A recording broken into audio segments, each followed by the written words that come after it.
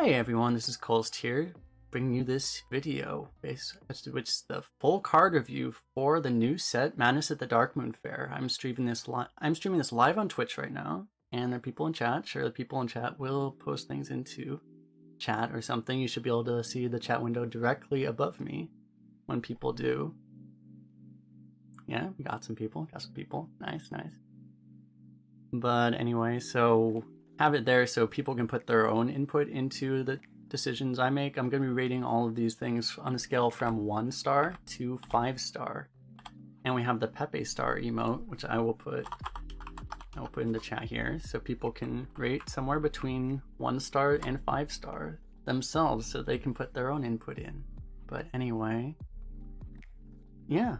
So let's get right into it. So I'm just going to go right down the list by whatever I have. Like, I think it's sorted mana low to high, and this way it's sorted by class. So I'm just going to go through the classes as we're going on. And one question for people, if you would prefer me to divide this into multiple videos or just make it into one giant video, I'm probably going to make one giant video, but if you would rather have it be split up, then just feel free to leave that feedback in the comment section. But otherwise, we're just gonna put it all into one video because I make a lot of like 3-hour videos, so this will be another one.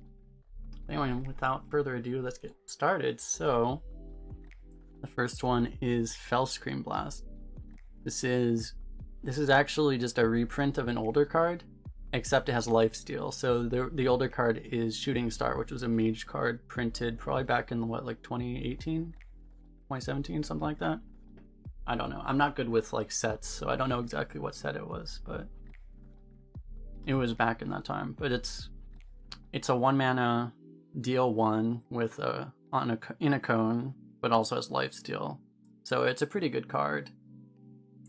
So I see a rating of 4 star. I think I agree with that. It's like it's good. It's gonna be good.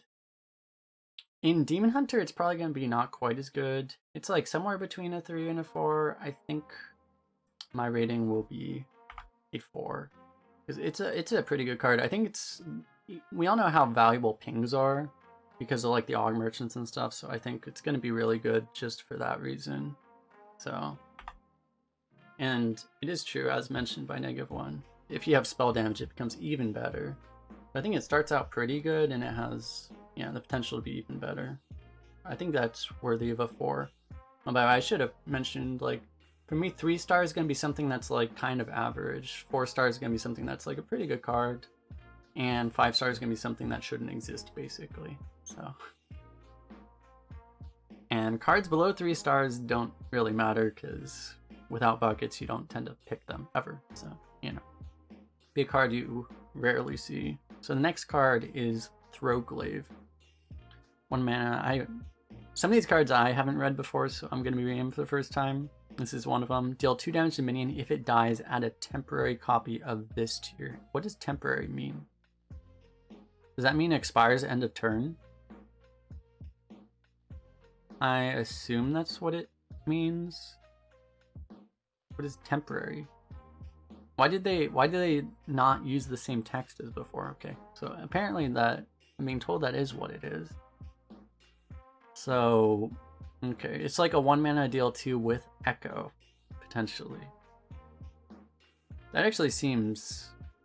Wasn't there was a card that was like a 2 mana deal 2 Echo, and this is potentially a 1 mana deal 2 Echo. That seems very, very good.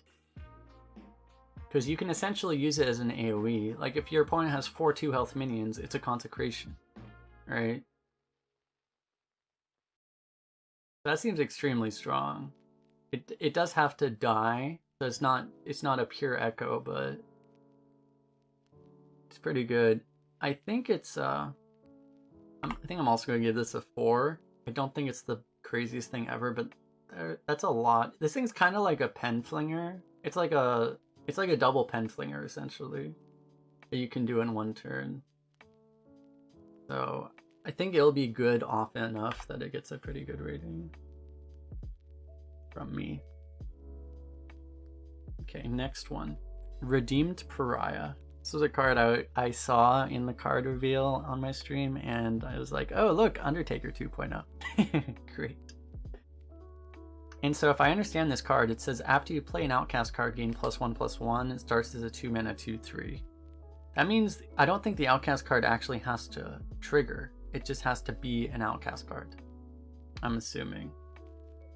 So the fact that it's already a 2-mana 2/3 means it's okay, and it's gonna be, at least right now, you don't tend to have a lot of Outcasts. It's probably not gonna go out of control in Arena very often, but I mean, as is, it's a 2-mana 2/3 with upside. It's very often gonna be at least a 2-mana 3/4.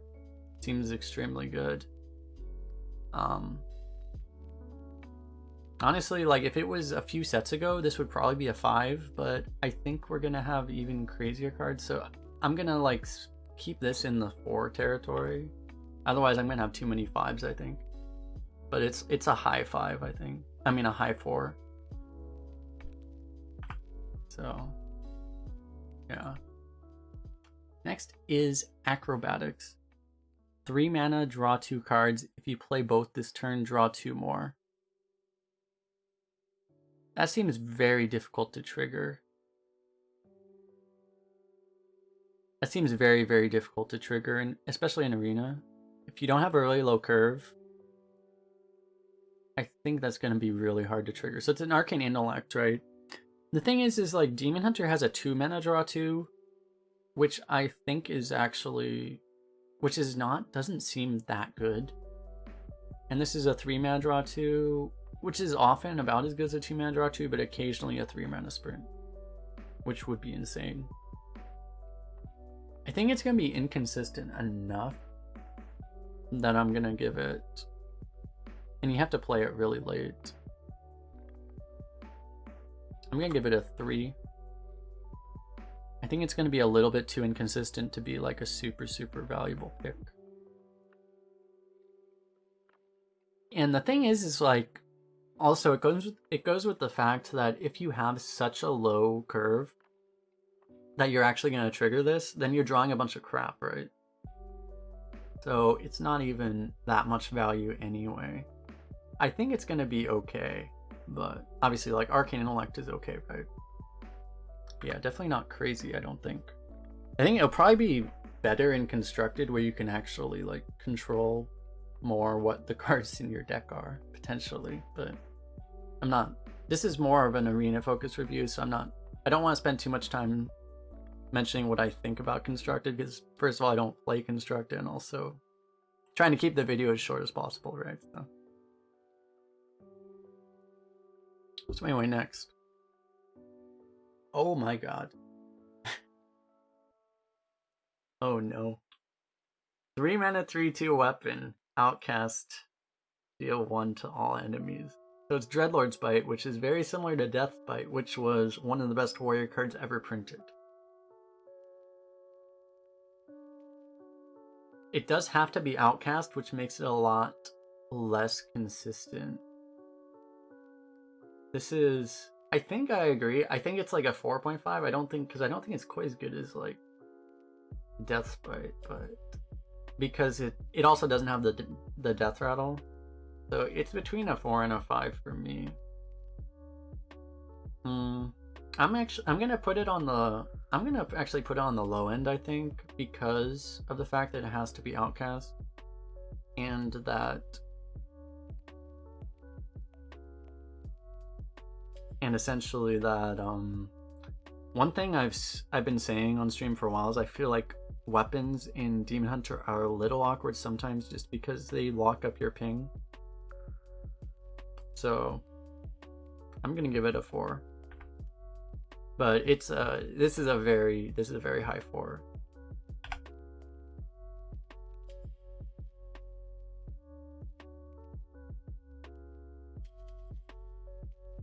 Next one, this is interesting. This is another reason, is because it seems like Demon Hunter is getting a lot of weapons, and this is another potential weapon.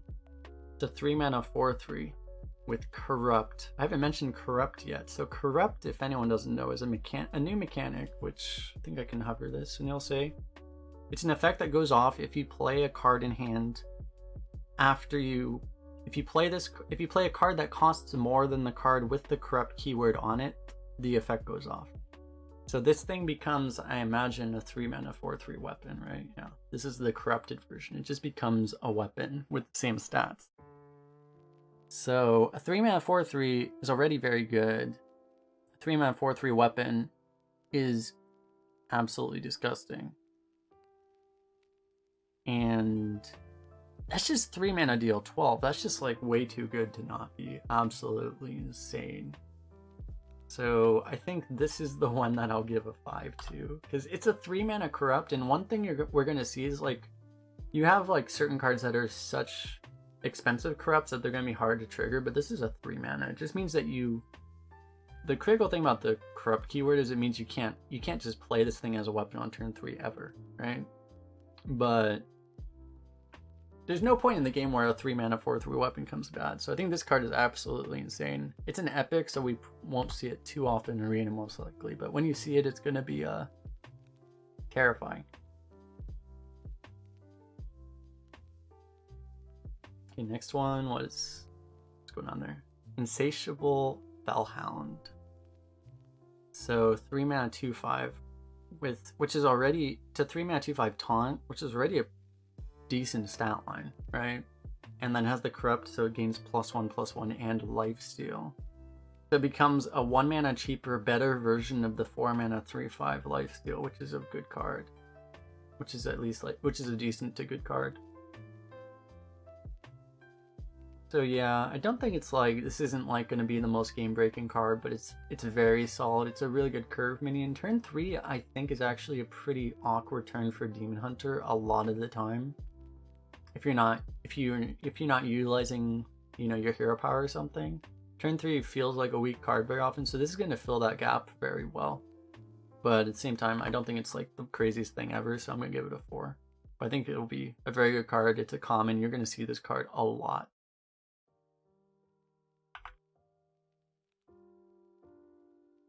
Next is Line Hopper.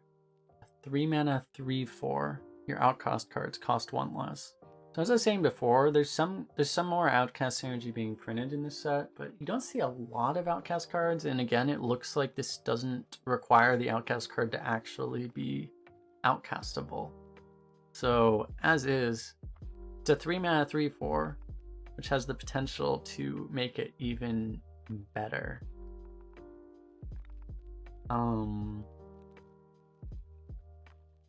So right, I think again I'm gonna put this on, it's a pretty strong 4, but I think I'm gonna keep it at 4 because it's just not quite broken enough, because I don't think it's gonna be like, I think I'm trying to reserve 5s for things that are like instantly win the game, and I just don't think it's quite that good, but this is very good. So I'm gonna keep it at 4. But yeah, it's very good.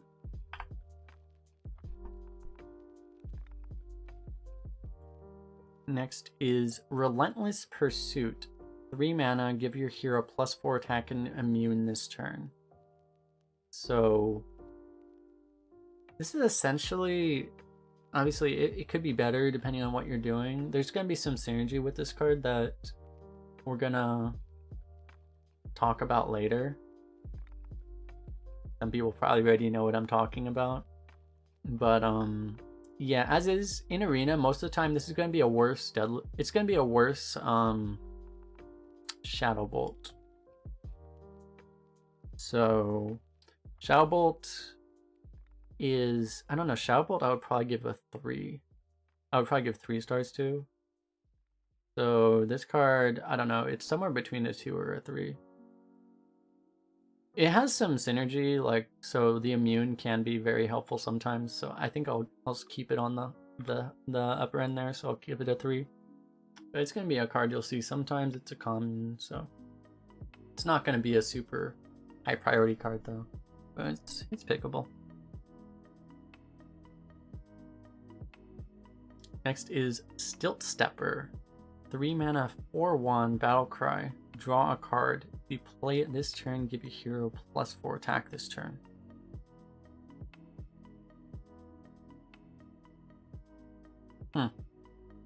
Interesting.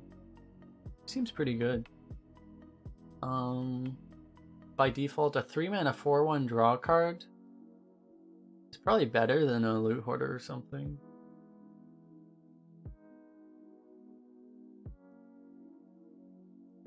So this is a hard one to think about. I haven't seen this card before.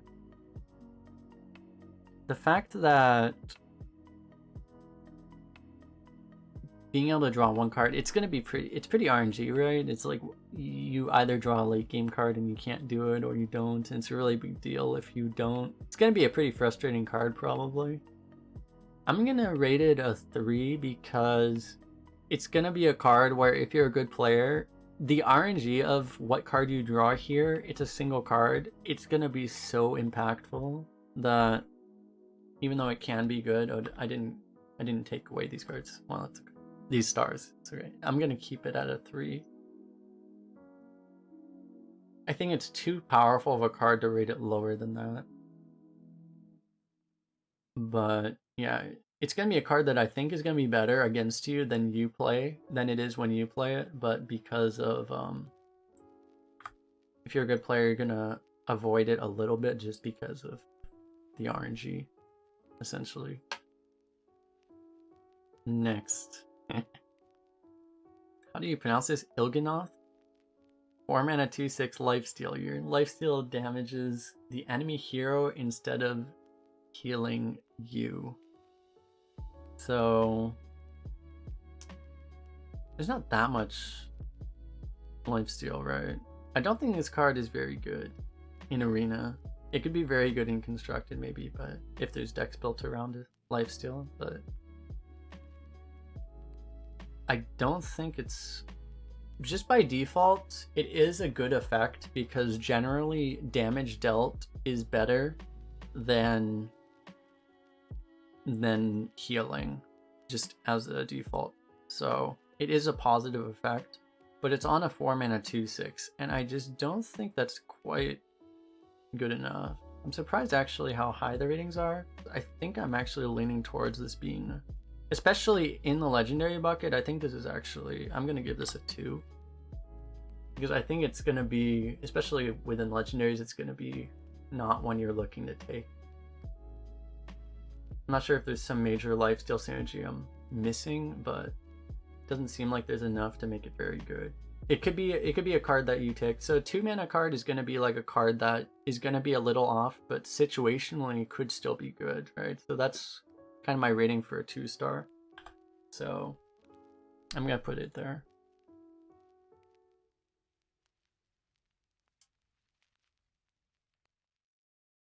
It does mean that if you have a lifesteal weapon, it does double damage face, which is something. Your opponent will trade this with tokens as 12 damage. It is true. They probably won't. Anyway, next is Renowned Performer. 4-mana 3/3 rush, Death Rattle. Summon 2 1/1 assistants with taunt. So a 4-mana 3/3 that doesn't have rush, that summons 2 1/1s but not as Death Rattle, is a decent card. Would be between a 3 and a 4 probably. Because this has initiative, it's probably a little better. So I think I'll give it a 4. It's good. It'll be a card that you'll be pretty happy to take often enough. The fact that the Death Rattle is... The fact that the 1/1s are on Death Rattle is sometimes good, because compared to that other card, this thing is potentially safer against AoE, which is the weakness of having kind of split stat lines like that. So I think it's going to be pretty good.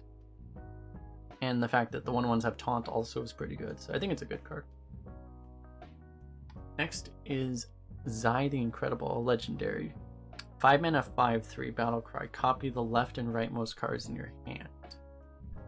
So you're not going to do anything too crazy in Arena most of the time with this. I was thinking about it before, and I was thinking like, oh yeah, you could copy your Twin Tyrant, but wait a second, Twin Tyrant isn't going to be in the game anymore. Haha, so you can't. Ah yes, Twin Tyrant going away. Feels amazing man's in the chat. Feels amazing man. But anyway. Yeah, it's okay, because like a 5 mana, I think it's a little worse, honestly, than just like, it's essentially like a 2 mana draw 2 with a 3 mana 5/3 attached, right? So it could be, there's some things you can definitely do, but some things you shouldn't be allowed to do, but not much that's probably too crazy. I think it's going to be okay overall. Still probably not the best legendary in the world. So it's between like I don't know, honestly, like I kind of feel like you'd rather just have a cheaper card in Demon Hunter, so I'm gonna go this I'm gonna put this on the 3. Cause yeah, it's just, it might be a little clunky to get this card out of hand, I feel like. But, yeah. I feel that. So next one, Bladed Lady. This is a card I saw a lot of discussion about in Constructed, because this is a card that is going to be batshit insane in Constructed. In Arena though,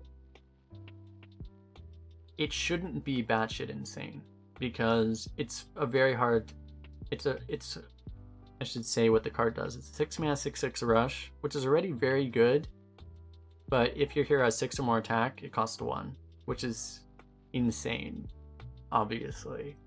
6 mana 6/6 rush is pretty good, not insane, but I feel like it's going to be hard enough to trigger this that it's not going to go up all that often, which puts me into the 4 range, which I think is where I'm going to put it, because I've thought about this a lot already.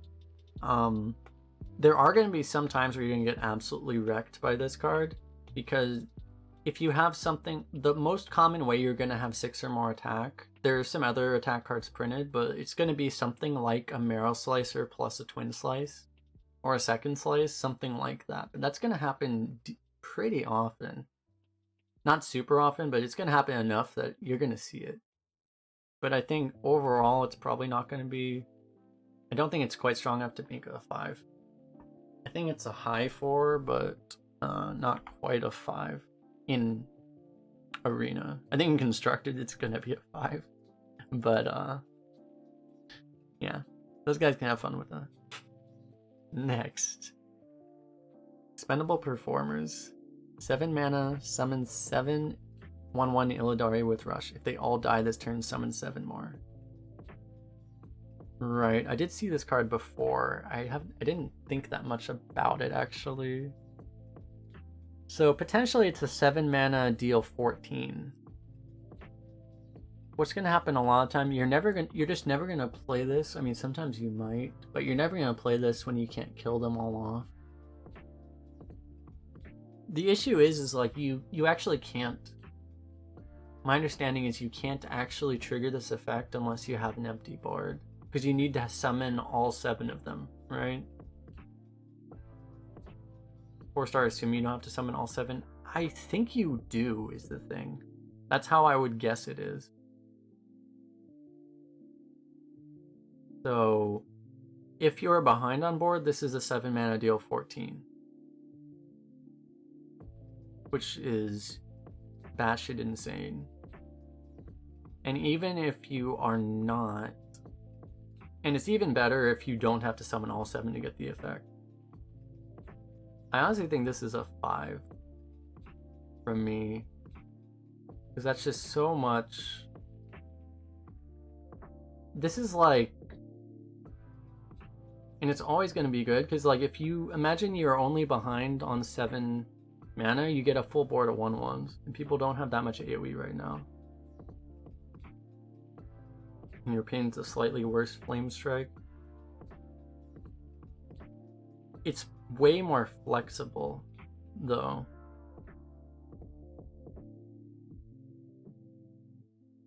I think it's actually, I'm gonna give it a 5. Like, I think it's actually a better Flame Strike, in my opinion. If you're getting 14 damage out of it, it's not always like, yeah, if they have like 6 minions on board, it's not gonna do the same thing as Flame Strike, but I think it's gonna be very good. It's an epic, you're not gonna see it very often. I am assuming that you actually, I'm still assuming that you need to actually be able to summon all 7 to get the effect. So it is going to require you actually being off board, but we'll see. Yeah. I think it's extremely good. Because it'll just clean up boards that you otherwise can't deal with, and it'll be really awkward. Next one, it looks like, okay, we're moving on to Druid, I imagine, right? Yeah, these are Druid cards, so. Next is, this one is Guess the Weight. 2 mana, draw a card. The new version of Joust. Hello, Demir. Draw a card, guess if your next card costs more or less to draw it. So just think about it, like if you get like a 3 mana card, the odds of your next card costing less than 3, or the odds of it costing, you lose a tie, right? So it has to cost 3 or more. You're gonna have like you're gonna bet over, and you're gonna have like about a 70% chance. So this is like, that's probably going to be about the expected. If it's a 4 or 5 mana card, it's going to be less. I don't know. This is going to be a 2 mana Arcane Intellect, like probably 60% of the time. But it's pretty bad if it's not. So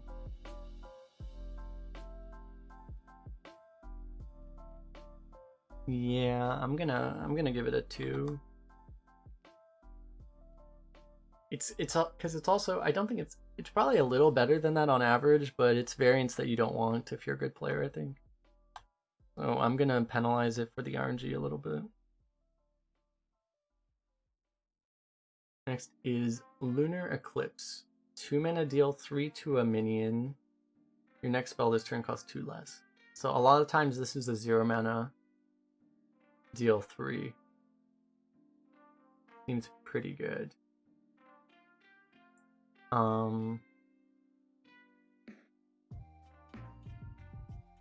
You need to actually have another spell this turn. The thing is, a 2 mana deal 3 would already be like a 3-star. The fact that it's gonna be 0 mana deal 3, like Bogbeam is at least a 4-star card, I think. Often you can't capitalize off it. It's true, like you need to actually have another spell, but you need to have another spell that you want to play. So it will be pretty often that you're just going to play it as a 2 mana deal 3. And it's not going to be that you can't capitalize it, but you won't want to because the other spell is going to be something you don't want to do. So I don't know. This thing is like between a 3 and a 4 to me. I think it's going to be good enough because it's going to be a 0 mana deal 3 enough that I'm going to give it the over. I'm going to put it on the 4. But yeah, it's like, I mean, it's kind of like a 3.5, I think, honestly. It's just gonna be, it's gonna be pretty good sometimes. The next card is Solar Eclipse. Your next spell this turn, I cannot speak English right now, casts twice. You can play this with the other Eclipse. How would that work exactly? I don't even know. I don't know. So there is going to be some synergy with this card, but it's probably not. Just, I mean, even if you cast this with like Swipe or something, it's going to be very good. There's another card which is an 8 mana spell, which we're going to be talking about later. Not too much because it's not that interesting, but like there's a lot of synergy. There's enough things you can do with this that it's going to be pretty good. Because imagine you just cast like double Starfall, right? But Starfall is a weird example because the choose one will be random, right? So it's going to be very inconsistent. You probably want to cast this with something like Swipe then. I don't know. It's going to be a bit inconsistent, yeah, because it doesn't work with choose one cards even. And it doesn't work with Discovers very well. But there's going to be things you can do with it. I'm gonna put it at 3 because I think it's gonna be easy enough to get value with sometimes, but it's gonna be very good sometimes, but pretty useless a lot of the time. It's gonna be very inconsistent. Yeah, it's true. If you do a Swipe 2, the second target is random. Or is it not random? Is it actually the same target? It's random, right? I assume it's random.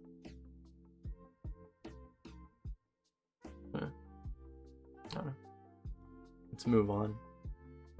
Faire Arborist. It is the same. It's guaranteed to be the same.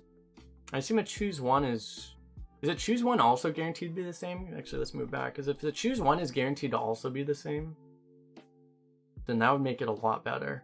Because if you can just double Starfall with this, that makes it pretty good. We'll keep the 3-star rating. Next is Fair Arborist. 3-mana 2/2, choose one, draw a card, or summon a 2/2 Treant. Corrupt, do both. Okay, so a 3-mana 2/2, draw a card, or a 3-mana summon double 2/2.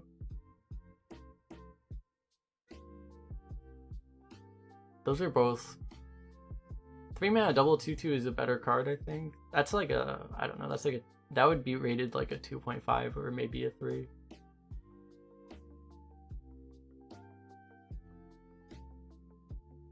Corrupt, do both. So once it's corrupted, it's a good tempo card. It's a pretty good tempo card that also draws a card, which makes it very, very good. So this is a good refill card. It goes wide while drawing cards. It seems pretty good. I think I'll just give it a 4.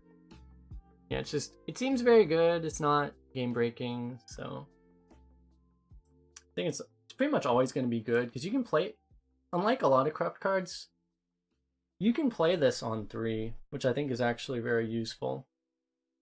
So some corrupt cards have the downside that you really don't want to play them on curve, but this one I think you can play on curve even, so it's going to be good. Next one is Moon Touched Amulet. 3 mana, give your hero +4 attack this turn. Corrupt and gain 6 armor. So it's like a worse deadly shot. I mean, not worse deadly shot. It's like a worse Shadow Bolt by default. If you corrupt it, it becomes a better bite for 3 mana.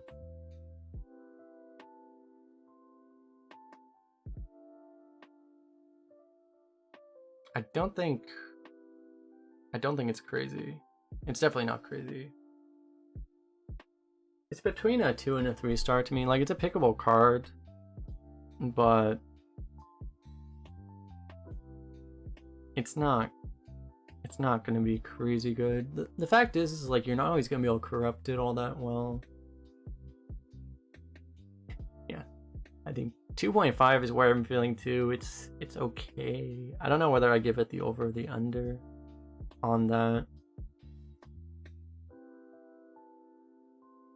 In Arena, the armor isn't even that valuable anyway. I think I'll give it the under. So, yeah, keep it there. Next is a legendary. Kiri, Chosen of a Loon. Battlecry, add a Solar Eclipse and a Lunar Eclipse to your hand. So it's both. It adds both of these cards we were talking about earlier: the Lunar Eclipse, the DL3, and the Solar Eclipse. So this is interesting. It's a card you really would want to combo, and Arena's not really generally too built around that stuff. It's pretty slow for what it is. You really can't do anything too crazy with this stuff the turn you play it. So you have to play a 4-mana 2/2, maybe with the DL3, and then you pop off. It feels like it's very likely to just be a little bit too slow for what it is, I think, and for how reliable it is.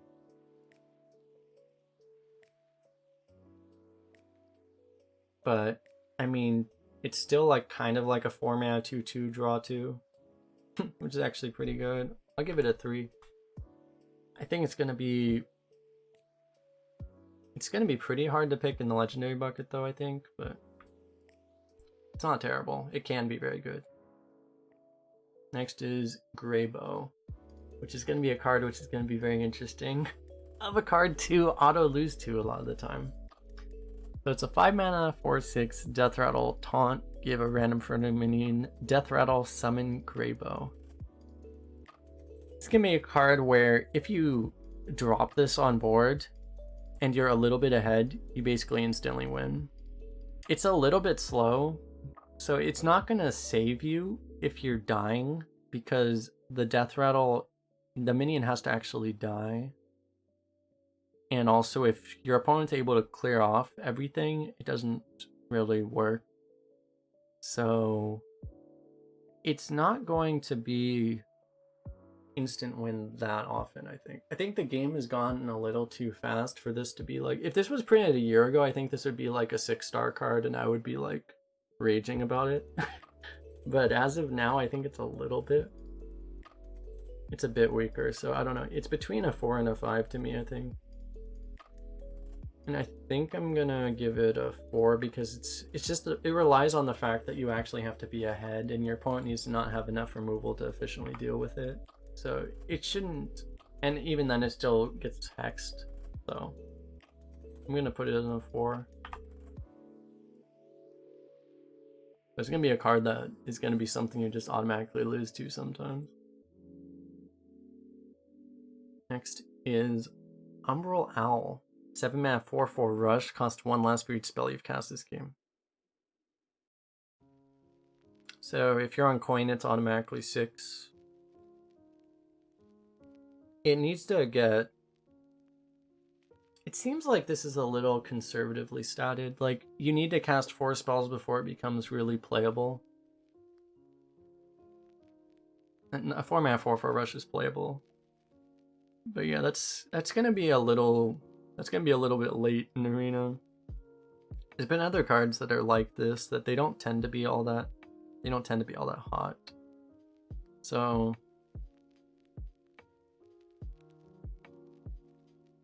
it is cast this game, it's not like cast while it's in your hand or something, so you're generally gonna play like a couple spells. So I think it's gonna be playable enough. It's just that you're not really gonna be able to play it like... You're never really going to be playing it on curve. Like, you're not going to play this for 3 mana on turn 3. It's not going to be too crazy, but it can provide potential swings later in the game. I'll give it a 3 for that reason. If you have a deck built around it, it's going to be very good. But on average, it'll probably be okay. Next is a card I kind of alluded to earlier, which is Cenarian Ward. An 8 mana, gain 8 armor, summon a random 8 cost minion. A random 8 drop is somewhat inconsistent, so it's not very good. What makes this is, I think, more of a constructed card potentially. I don't know if constructed's gonna play this or not, but armor is more valuable there, and also it's just being able to play this with cards like this is very, very good. And this is something that might happen sometimes. But by itself, this is essentially a worse Moonglade Portal, because Moonglade Portal was... This is kind of a reprint of Moonglade Portal, but you can't use it. You'd want to heal a minion with the Moonglade Portal typically. But otherwise, yeah. It does have the benefit that because you're gaining 8 armor, it's at least a more pickable late game card than it otherwise would be. And sometimes it's gonna be very good. But yeah, it's very, as Negative1 said, it's very risky. Because if you low roll this, because it's so expensive, if you low roll this, you're gonna lose the game. Basically automatically. I don't think it's... You usually don't low roll 8s that hard, but yeah, it's pretty risky. So I'm flirting between it's either a 2 or a 3. I think if you want to give it the RNG penalty, which you might, you probably give it a 2 for Arena. I don't know, it might be a 3. Honestly, it's pretty in between, I think. It's like a 2.5. Next is Fizzy Elemental. A 9 mana rush taunt with 10/10 stat line. So it's Dig Day on absolute steroids. Oh no. It's actually just a straight up better Dig Day. What would Dig Day be? Dig Day is probably a 3 now, right? Dig Day's like a 3 or a 3.5, so this is just a bit better. The fact that it has Taunt is really nice. But on that big of a minion, with Rush anyway, the Taunt is less relevant. It's like a much bigger and better Warbear, essentially.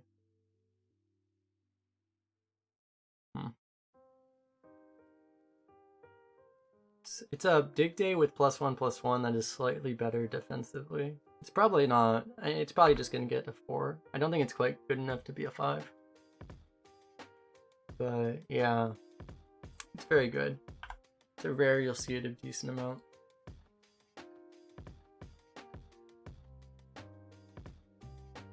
Next is Mystery Winner. We've moved on to Hunter. A 1-mana 1/1 battle cry, discover a secret. Oh, I just realized I never changed my title. Let me do this.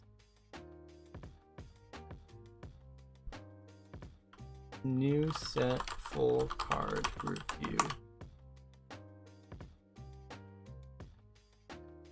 Anyway, so yeah, 1-mana, just in general, 1-mana 1/1 with discover, that's extremely good. You're discovering a secret though, and secrets are not extremely good. Secrets are kind of okay, but just generally speaking, it's gonna be good enough a lot of the time. Like the fact that you can get the secret. Hunter secrets are ones where you know that maybe you just need freezing trap, maybe you just need explosive trap, just depending on the situation. So I think it's gonna be surprisingly good. And there are going to be some secret synergies that we're going to talk about later. So yeah, I think it's going to be pretty good. I'm going to give it a 4. It's not Paladin secrets, exactly. Hunters have the best secrets. You do have to pay the mana cost of it, but Hunter secrets are worth paying the cost of. So. Next is Dancing Cobra. 2-mana 1/5, corrupt, gain poisonous. Yikes. It's a 2-mana 1/5 poison with the only downside that you can't play it on turn 2, but it's a fucking... You don't want to play it on turn 2 anyway, you'd rather play it earlier. This card is very good. You can't top deck it because you can even top deck it in the late game and it'll still have poison because you can just corrupt it on the same turn you draw it. Because it's so cheap.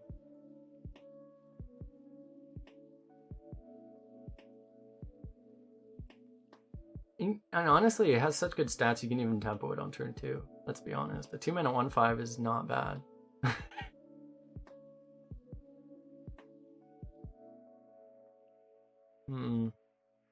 I think I'm willing to give it a... It's between a 4 and a 5, I think.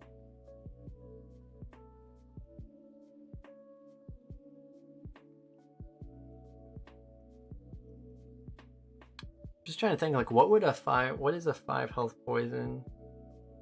It would be a 4-drop, right? Really good. Maybe it's just because I haven't given anything 5 in a while. I'm gonna give this a 5. It just seems... It's so good at what it does, which isn't exactly what a typical Smork Hunter wants to do, but I think it's gonna be so good for board control especially if you use it intelligently. I think this is gonna be actually insane. This is gonna be a card you're gonna lose to a lot. You put that thing behind Taunt and the game is over.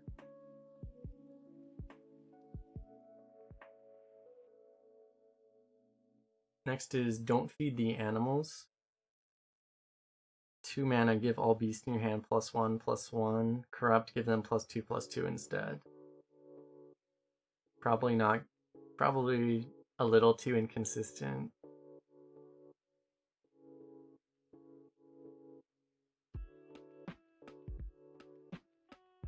I think if you can corrupt it, which is pretty easy, and you give it, and you even buff 1 minion, it's good enough. I mean, it's not great, but it's like, it's not trash, right? Even if you buff a single minion with the corrupt. And it has upsides, so like, I think I'm gonna give it a 2. That's generally where I give something that's like inconsistent but can be good, I'll be willing to give it a 2-star. But yeah, probably not a card you're gonna see all that often, and it's gonna be a card you get memed by sometime, and It's gonna be hilarious, but usually not that good. You don't tend to have that many beasts in Hunter right now, I feel. But you never know. Next is open the cage is a new secret, right? Yeah, secret. When your turn starts, if you control 2 minions, summon an animal companion. That's gonna be really dirty, because that means if you get Leok, it's always gonna be good, actually. So it's a secret, and there's gonna be some secret synergy we're gonna talk about. However, it is a little hard to... Potentially, if you have to spend the mana, you have to spend the mana and then have 2 minions survive a full turn. I'm not sure with this card, because honestly, it seems very good to me. But it's entirely dependent on whether or not you can actually trigger it or not. And if it does get really popular, it's a common, so people are going to be thinking about this card. And people are going to want to play around this card. Being able to stick multiple minions might be difficult.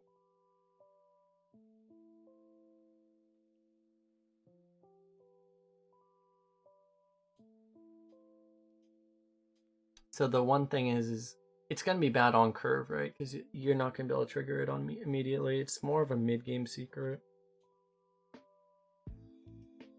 Or you just play Alley Cat turn 1, and then you play this turn 2, and then the game is over. It seems like a secret. I'm wavering in my head because the secret, it seems very inconsistent. This thing is going to be extremely good. Sometimes it's going to be completely useless other times. I think I'm willing to give it a 3 because it's going to be... This is going to be a card that if it triggers, you're going to win the game immediately. But sometimes it's just not going to do anything. So you can kind of draft around it.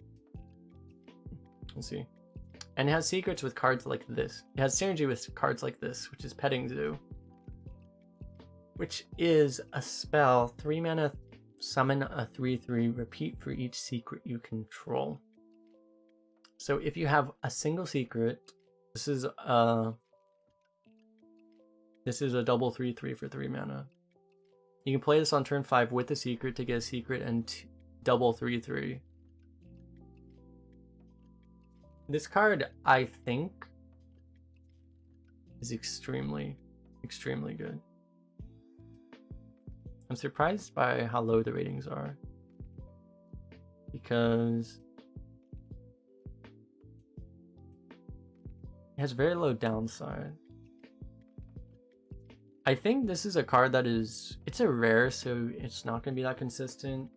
This card is strong enough that I think it's actually going to make secrets more pickable. I don't know. I'm going to take the over. I'm going to give it a 4. Because it's just so good when it goes off. Because what you can do with this is you just play a secret that won't trigger like the last one. Like you play something like this, or you know, like the other one. Anything that triggers like a snake trap or something, and then you just play this on 3. It's going to be pretty consistent, I think. And if you don't have it immediately, you just play it later. I think it's going to be good. But you'll see. Next is a 4-mana 2/2 weapon. Rinling's Rifle. After your hero attacks, discover a secret and cast it. How often will it happen? I mean, in my experience, the average hunter I play against plays like 3 secrets in the top 15 cards of their deck. So I think it'll happen a lot. So after your hero attacks, discover a secret and cast it. It seems this card, it's good value. Like, let's say I think this card is like, it's like a worse Desert Spear basically. It's a relatively slow weapon that accrues value, but it only has 2 casts. It's okay. It's not great. It's gonna be a little better in Arena. It's probably gonna be unplayable and constructed, honestly. But I think it's a 3. It's okay. It's not. There are worse legendaries than this. If you don't have any weapons, you'll pretty happily take it. But it's not something you're like looking forward to, I think. Next is Trampling Rhino. 5 mana, 5/5 rush. After this attacks and kills a minion, excess damage hits the enemy hero. Nice. So you can rush this into a 1/1 and it deals 4 damage to the enemy face while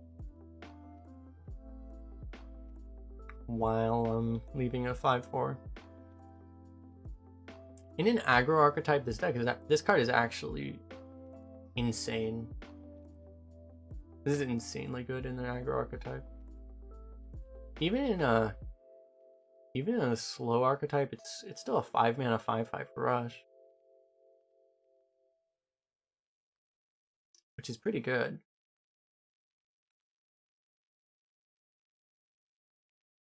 I think I'm willing to give it a 4. I think I'm willing to give it a strong 4. It's so good in aggro. And it's still totally pickable. It's going to be good in any deck, but it's going to be insane in aggro. This is like, honestly, it's like one of the best aggro cards I think they've ever printed for Hunter.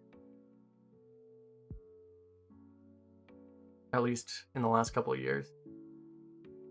Extremely good in that archetype. And it's true is that you can there are beast buffs and you can make it even bigger. I'll keep it at a 4. It's just saying, like, if you're winning and your opponent just plays 1/1s to dump their hand and you get a free extra 4 face damage, it's like a free kill command. Like, it's just very, very good. But still probably not. Still not a card that wins the game by itself, so a 5 is more of a card that probably will win the game by itself more often. Maxima Blastenheimer. 6 mana 4/4. Battlecry, summon a minion from your deck. Attacks the enemy hero and then dies. Bro.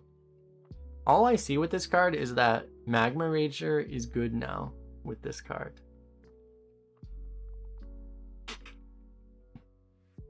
It looks like more of a card that, yeah, you would play in a constructed deck built around it. In Arena,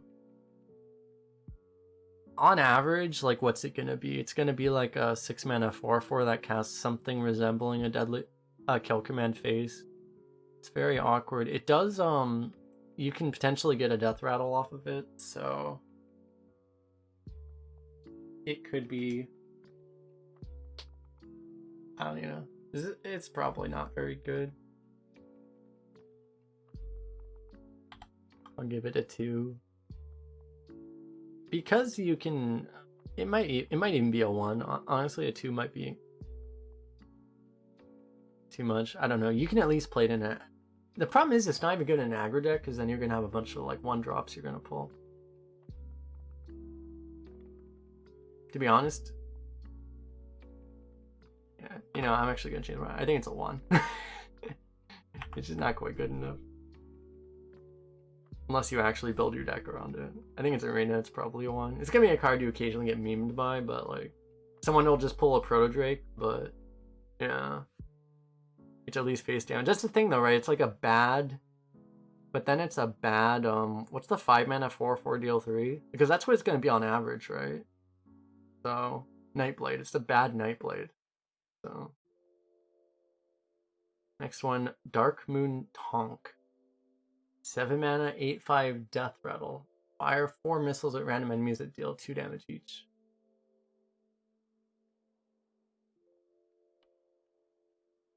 That seems very good. Remember when there was a 7 mana 9/5? Which was a card. Still exists, by the way. Seems extremely good. So it's like a 7 mana deal 8 to something, at least. And then it also deals 8 damage. It's, I don't know. 4 random deal 2 missiles, like, it's always going to do something. Oh yeah, and it's even better if you give it rush. Yeah, I think I'm willing to give this a 5. For Arena, this is extremely strong. It's a lot of you can rush it out, or you just play it when onto a favored board, or even play it on an unfavored board. As long as you're not dying, it's so much value. Seems like. It's a late game card that Hunter would be very happy to have. Hunter is very picky about the late game cards, but that's one that's worth it. So it should be extremely good. Next is Jewel of N'Zoth. 8 mana spell. Summon 3 friendly Death Rattle minions that died this game. So you just get 3 of these. Right? No. You get like one, you get 2 of those in 1 Proto Drake, and then the game just ends. Yeah, no. So it's probably not very good on average. There are better Death Rattles, because when I saw this card, I was comparing it to the old N'Zoth. Old N'Zoth was not a great arena card, because you just didn't tend to have enough Death Rattles. You do get a bit more now because of cards like Proto Drake existing, but it's probably just going to be a little bit too inconsistent. If you have a deck with a couple Protos, you can maybe take this. But even then, it's like you have to have the Protos die first. It's probably just a little too slow even, so probably not great most of the time. I'll give it a 2.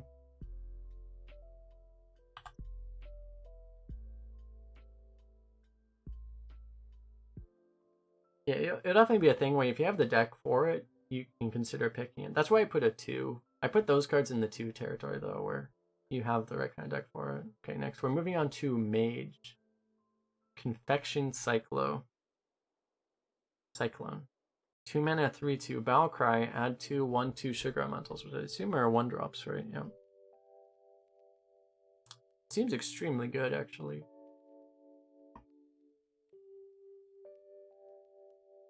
Do they have any flavor? Talking about the text? I don't know. This is actually extremely good, I think, because cards like this where it's just they give you the ability to just efficiently fill your mana curve, because you can just make a 1 mana 1/2. It's probably a pawn, yes. That's what he's making. And yeah, they're all elementals, so they can trigger Avalanche. I think it's extremely good. It's probably not quite worth giving a 5 rating to. I think I'll give it a 4. This kind of stuff is extremely good, and honestly, this is an ability to fill your mana like that Mage has been missing lately. So I think it's extremely good. Not quite a 5.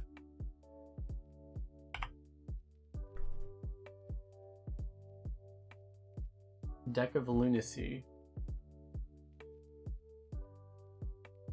I actually don't know how good this is going to be. I think it's... So the effect of the card is transform spell in your deck to ones that cost 3 more, but they keep the original cost. So a Frostbolt could turn... Okay, what's a good example? Well, I mean, a Fireball could turn into a 4 mana Flame Strike. Something like that. A 1 mana spell could turn into Polymorph for 1 mana. But it's ones that cost 3 more against all classes, right? It's not just Mage spells. Because if this card transformed only to Mage spells, it would probably actually be pretty good.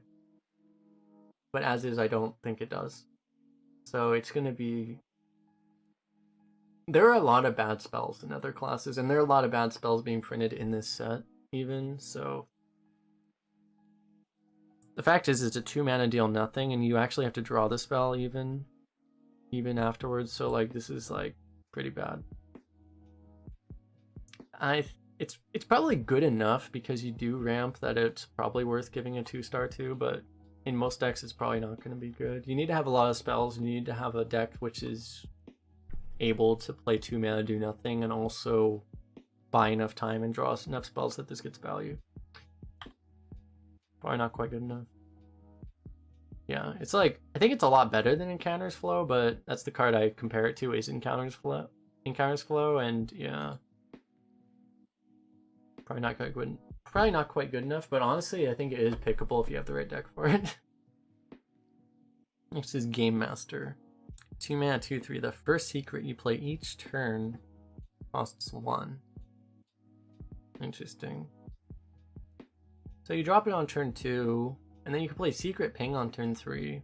On turn 3, this is just worse than the 4/3 that has the make it 0 effect.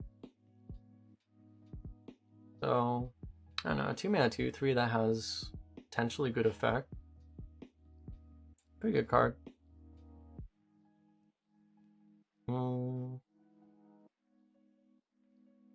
It's a good 2-drop and a 3-drop potentially. I don't know how many. I'm gonna cheat. I haven't looked at the mage cards. How many secrets are there? Oh yeah, it's just this one. Yeah. The mage secrets. One thing to keep in mind is Flame Ward is rotating out, and that would be the. Well, it's not like you would really want to play this with Flame Ward anyway. I don't know. Yeah, it's hard to pick secrets right now. I'm gonna give it a 3.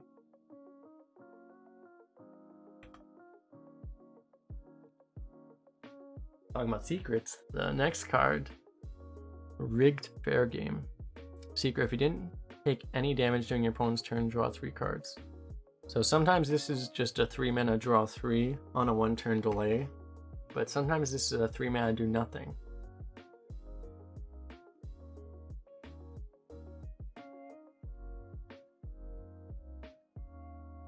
I do think I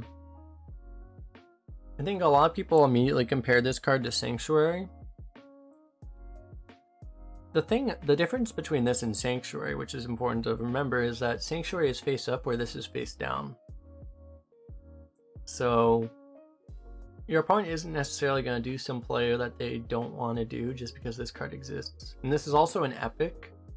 One thing that might actually be really significant is that this card is an epic, so you're not going to see it often enough that people are actually going to play around it. So I think you're normally going to be able to get this thing to trigger relatively quickly, if not immediately, when you're actually going to play it. Unless you're against a hunter, and then you cry.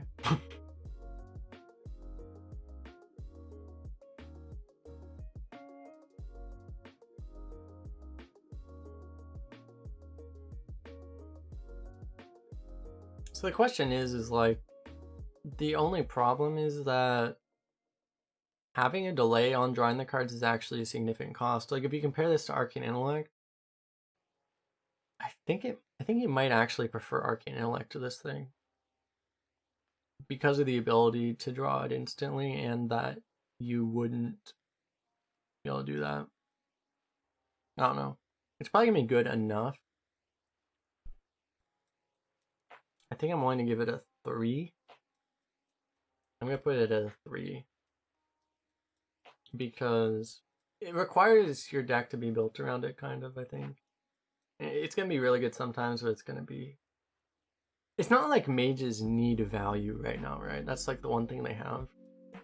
I don't know. Sometimes it's gonna be really good in certain decks, and it's gonna be kind of irrelevant in other decks. I don't know. It's gonna even out being probably about average, I think. Next is Occult Conjurer. 4 mana, 4/4. Battlecry. If you control a secret, summon a copy of this. Oh no. So that should be 4 mana, 4/4 is not the worst thing ever, but obviously not something you're looking forward to too much.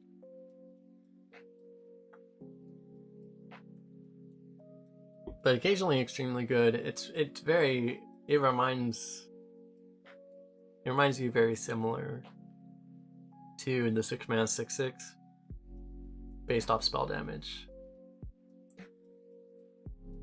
So it's less of a high roll when you actually trigger it. But for example, what you could do, you play this card when you know you're going to take damage, and then you just have a guaranteed proc on this on turn 4. And that's what I think would make this card extremely good, is playing it on curve with a secret that isn't going to trigger. So it's going to be a format. If you play secret on 3, it's going to basically recover you that mana. I mean, it's going to recover you that tempo that you lost by paying 3 mana for a secret.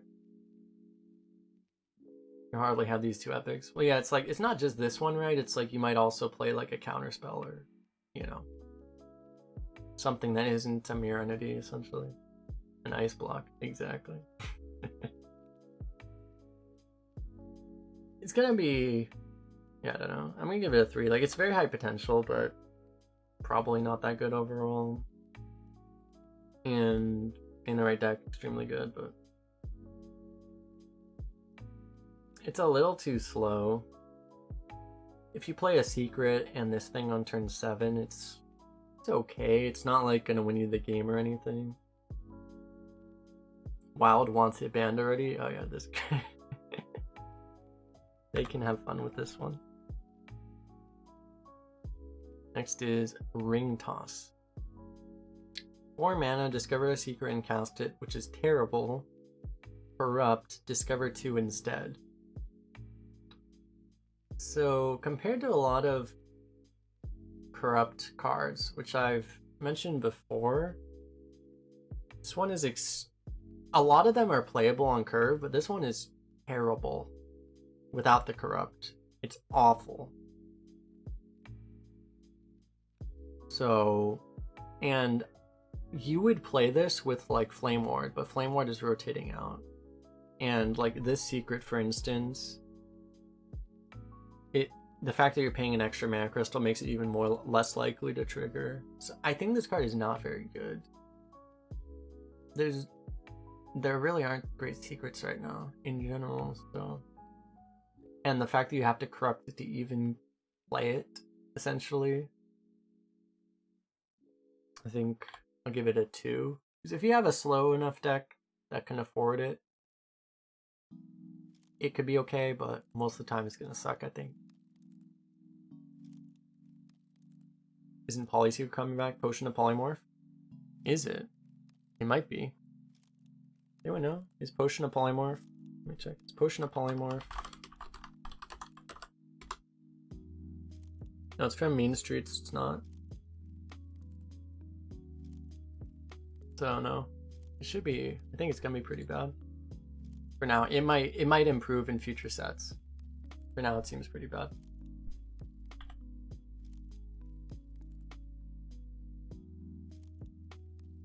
No, Potion of Poly was Mean Streets. What are we getting? We're getting Old Gods and 1 adventure, right? I think. Anyway, talking about this one. Firework Elemental, 5 mana, 3/5. Battle Cry. What the? I'm reading this. I'm like, what? All right, they need to like. They thought Meteor was the funniest thing they ever did, and they're just like, you know what? Let's just like, we like this. We just put really big numbers on cards. It's fine. It just doesn't. I don't know. Just do we need to say any more? Or just move on.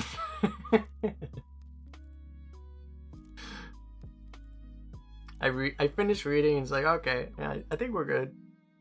But anyway, the thing is like, I will say, because like it's a 5 mana 3/5 deal 3 is actually really good already. And yeah, the fact that you get to corrupt it and turn it into a kill anything, pretty good. Yeah, just put Meteor on a stick, right? Basically.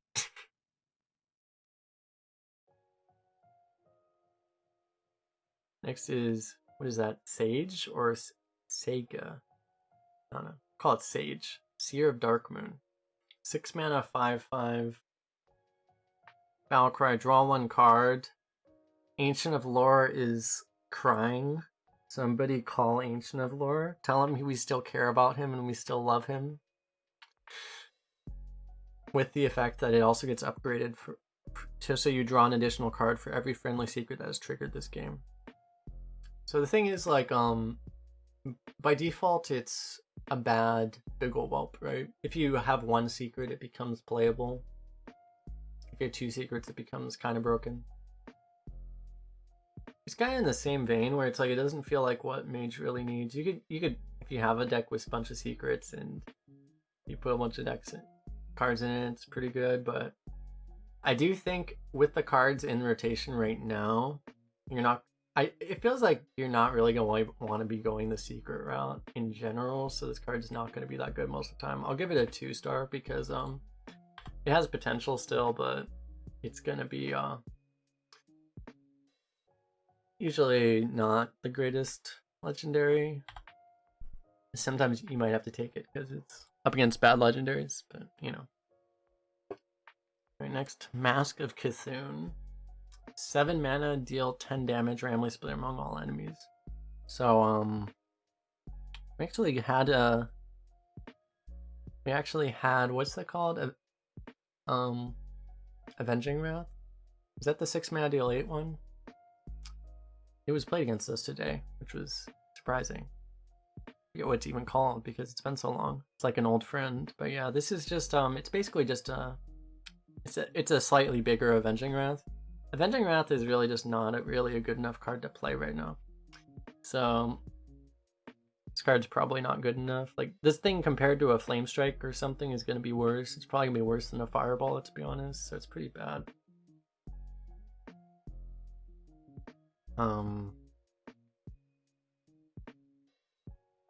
It's still a big card that has the potential to go face because you can make it a Pyroblast. So if you can actually empty the board for it, it is a Pyroblast.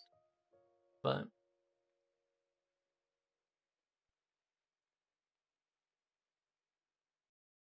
I'm gonna give it a 2 just because it's gonna be a little too situational, I think. But let's see. Because if you're trying to kill someone and you want to use it as a Pyroblast, by that point you're probably already having the board turn against you. But it's hard to say. What is Corrupt? Yeah, I think Ratmaster got you. If you play a card that's more expensive than it, the effect triggers. Next is Grand Finale. Summon an 8/8 elemental, replete. What the? What? Oh. Oh. Oh no. Oh no. Oh god. The 7 mana 7/6 elemental wasn't enough. Oh no. Oh no. They print this card in the same set with this card. Oh no. Yeah, people are just gonna play a bunch of these on turn 7 and you're gonna know. Oh no.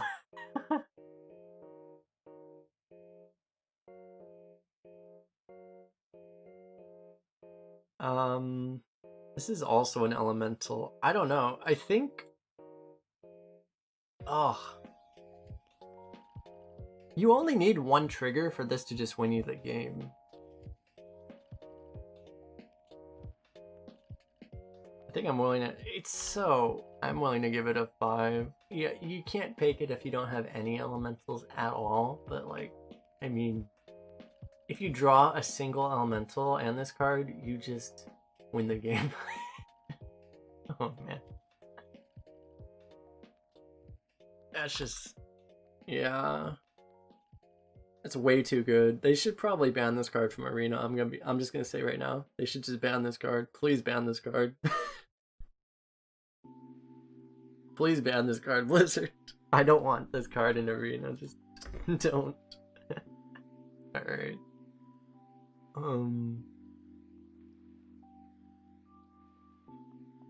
Next is Oh My Yogg. 1 mana when you're secret in Paladin. We've moved on to secret. We've moved on to Paladin. When your opponent casts a spell, they instead cast a random one of the same cost. Because random is fun. So, I actually think this card is going to be pretty good. Especially compared to other Paladin secrets. It's probably the best Paladin secret. No. Or it'll be the best Paladin secret in the game. It's going to function very similarly to a counterspell. Because the thing is when you think about it, when someone casts a spell, they're trying to do a specific thing. They're trying to fireball your minion, they're trying to polymorph your minion, they're trying to cast an AoE effect or something. And this just will most likely, not guaranteed, it might turn a polymorph into a hex on the same target, but it's very unlikely. It's most of the time going to function as denying that. So it's going to be very good a lot of times. The one thing is that in Arena, this might actually be worse in Arena because people might just be playing random spells for no reason. So it might just turn it might turn one studies card into another studies card, and you might get something okay. So instead of summoning 3 8/8, you get to heal for 8 and draw 3. Exactly, right? Has lay on hands instead of this thing, right? Yeah, like you can actually block it. So I think it probably will, unfortunately, be extremely good. I don't think I'm willing to give it like a 5, but yeah.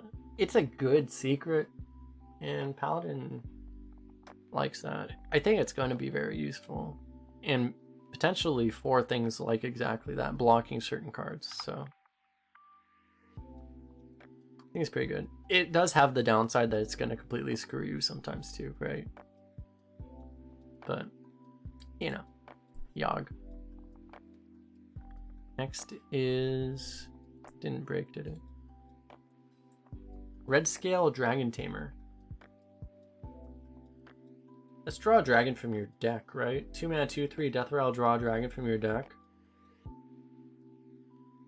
I mean... you obviously need to have a dragon in your deck, but that seems extremely good. Because dragons generally tend to be very good. We are losing Descent to Dragons. And it's also a Murloc, so it also has Murloc synergy. This honestly could be a 5. You're losing a lot of dragons, so maybe the thing preventing it from being a 5 is the fact that not every deck is even going to have enough dragons to really reliably trigger this. It's a lot of value, yeah. It's probably not quite worth giving a 5 to. It's very good though. It would be better. I think if it was in Descent of Dragons, it might be a 5, but...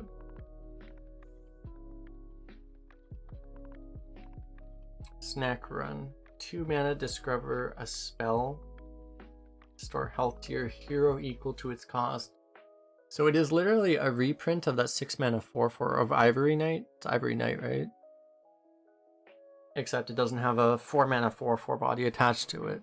So by default, it's probably already better than Ivory Knight was. And Ivory Knight was a good constructed card. It was an okay arena card.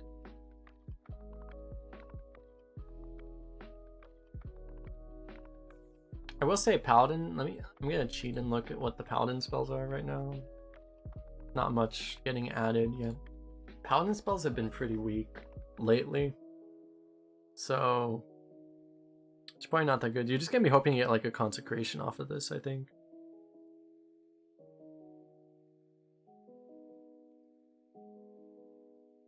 So yeah, it's okay. I mean, it's essentially going to be a more expensive Renew, right? In a class with worse spells than Renew.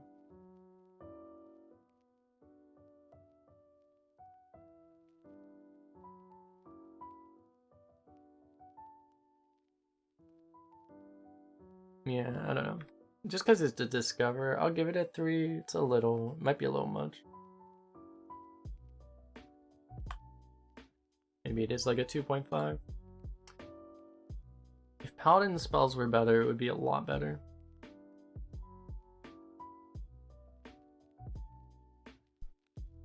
Next is Carnival Barker. Whenever you summon a 1 health minion, give it +1/+2. So this is why they printed all of those 1 health cards last set. I mean, this has a lot of synergy with the Paladin cards that they just printed last set, right? It's also summon, which means it works with your hero power. It works with cards like what I'm pretty sure is the next card we're going to look at. It works with stuff like this. So that is likely to be actually very good. If you just play this on turn 5, it's a 3 mana 3/2 +2/3, which is not quite good enough. Yeah, I don't know. It's going to be mediocre a lot of the time, but sometimes absolutely insane. Probably give it a 3.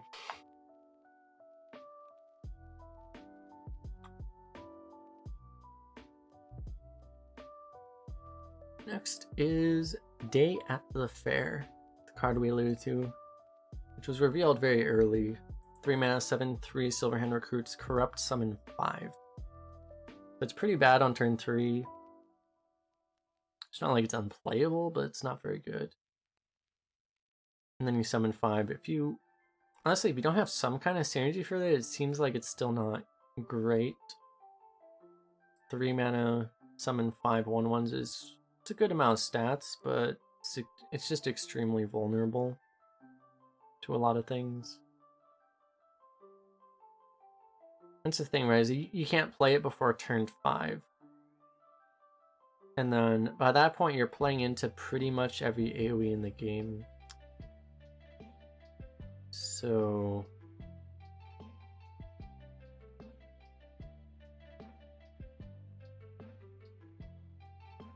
the thing is, though, is like you're not committing that much into it. Like, imagine it just gets whirlwinded or something. It's not like you paid that much for it. So you can play this on 5 with another one with the hero power, so you get 6. It's probably okay. With all the synergy possibilities, I'll give it a 3. But okay. Next is Balloon Merchant, a card which has synergy with the last card. So I forgot about this one. 4 mana, 3/5. Battlecry, give your Silverhand recruits +1 attack and Divine Shield. That's a Battlecry effect, so you can't just like kill this off. It's not an aura or something.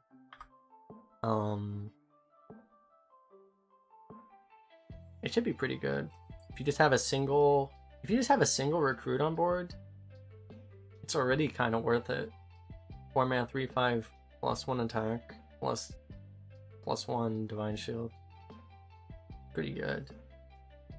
And this thing also has the potential, like, imagine you have this card and Blessing of Authority, and it's turn 9 and you happen to have a dude on board.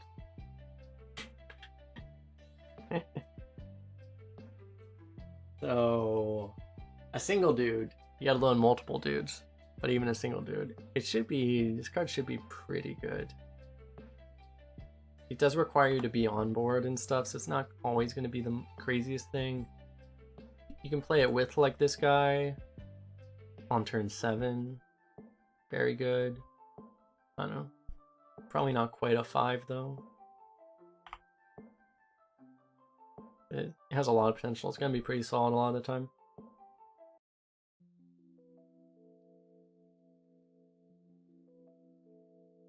Next is Carousel Griffin. 5 mana, 5/5 Divine Shield with the corrupt of gain +3/+3 and taunt. We've been going through a lot of the bad corrupt cards, and like this is like probably one of the best ones. So already a 5 mana 5/5 Divine Shield for 5 mana. Somebody call Sunwalker. He's crying. Well, it doesn't have taunt, but I don't know. 5 mana 5/5 Divine Shield is already extremely good, and then you can make it even more extremely good. Yeah. A 5 mana 5/4 Divine Shield is a card, as Krunk mentioned, and that card is probably a 4, right? So this card is like a way better version of that card. This might be a 5. It's either an extremely strong 4 or a 5. I think I'm willing to give it a 5 actually. It's just so good. It's a cheap enough corrupt that you can semi-reliably trigger it. 5 mana 8/8 Divine Shield taunt is crazy.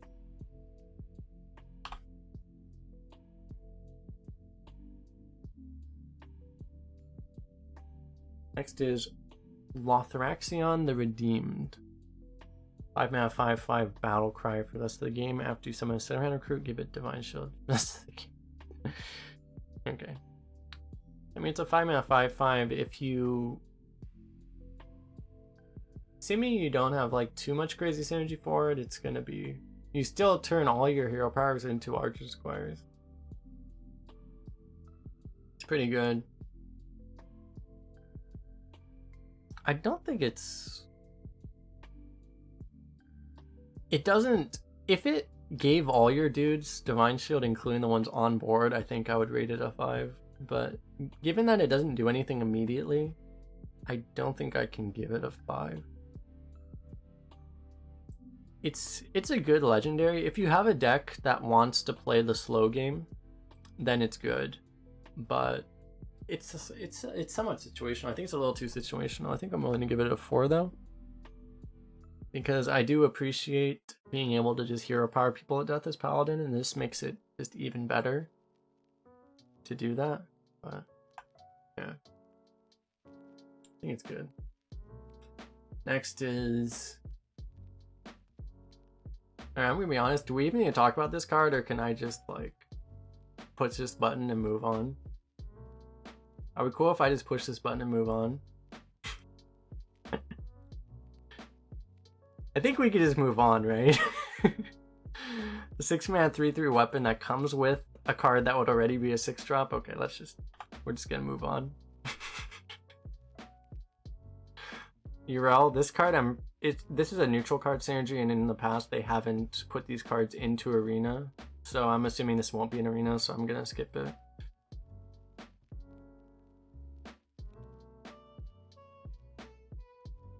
But if it was an arena, it would probably be terrible. So this card just exists to make the Druid 8-mana spell worse. As far as we're concerned.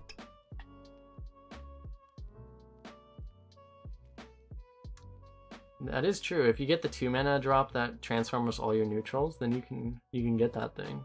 True. Makes that card better probably. In Paladin specifically. Anyways, move on. So Insight. We've moved on to Priest.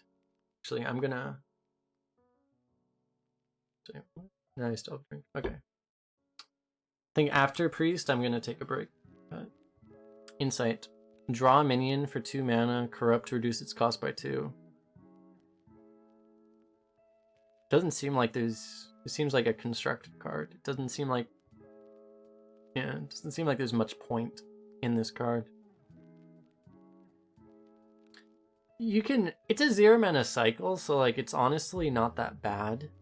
I don't think it's a 1-star. I don't think it's... It's at least like a 2. It might even be a 3, just because it's like... It's always going to be a 0-mana cycle, right? So it's... You would rather pick this over something that sucks. Right? So it's not... It's a card you'll pick sometimes. I don't know if that puts it into a 2 or a 3. Honestly, being a 0-mana cycle might actually put it into a 3 territory. You would still rather... There's still some cost to it though. Like I think we'll give it a 2. It's definitely not terrible though. And it is a fair point that Hearthstone is going to the point where there are so few terrible cards that you're not going to take something like this all that much anymore, but you'll take it sometimes. If it's against like Old Gods neutrals, you'll take this card every time. So anyway, Fairground Fool, 3 mana 4/3 taunt, corrupt, gain +4 health. So on turn 5, potentially a 3 mana 4/7 taunt, which would be an extremely good 5-drop, and then you have 2 more mana to hero power, do whatever else. That seems extremely good. And big health minions, high health minions tend to be extremely good in Priest. This card is very good.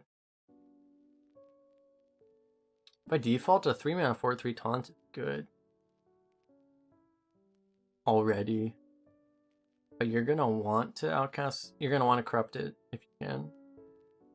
It's at least a 4, it could even be a 5.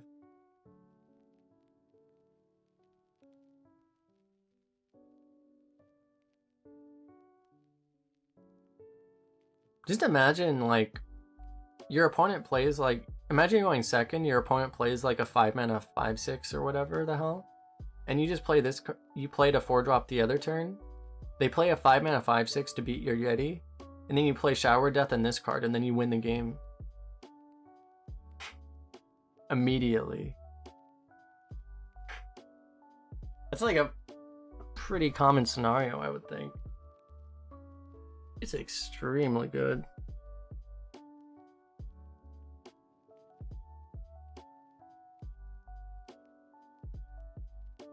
And even if you draw this, I'm gonna give this a 5. Even if you draw this on turn 7 or something, you can play a 4-drop with this.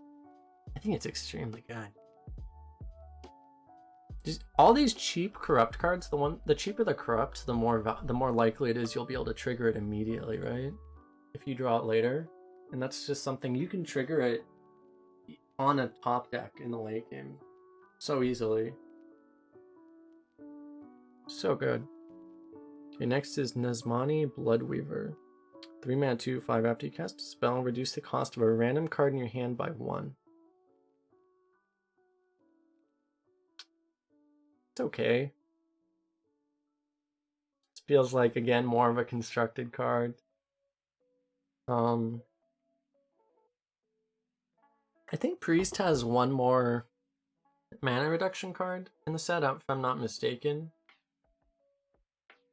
The most significant use of this, I think, would just be the fact that you can discount a mind control and mind control someone on turn 8 and just be like, haha, Keck W.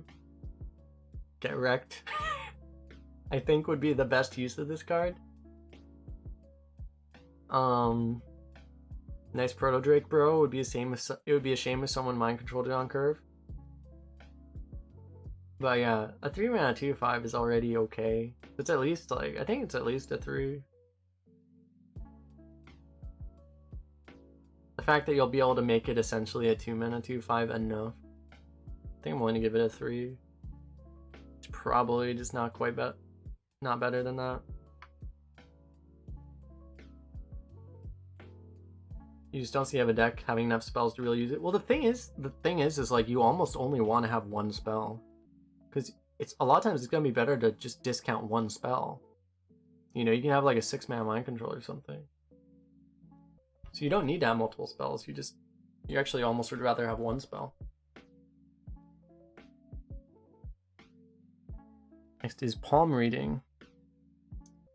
Discover a spell for 3 mana, reduce the cost of spells in your hand by 1. So now this is one where... Is the reduction after the discover? Oh, this discounts a card? Oh, that kind of changed it. Oh, I thought this was a spell. Okay. Yeah. Fair enough. Yeah. Otherwise it would be much better, yeah. Yeah, you're right. So this card... Yeah, you need to have multiple spells to make this worth it. You do tend to have more spells in Priest than other classes. Do we know if the reduction is after the Discover? Does the discovered spell get discounted? I assume it does. Yeah, it has a pause, it has the period, so I assume it does. It probably does.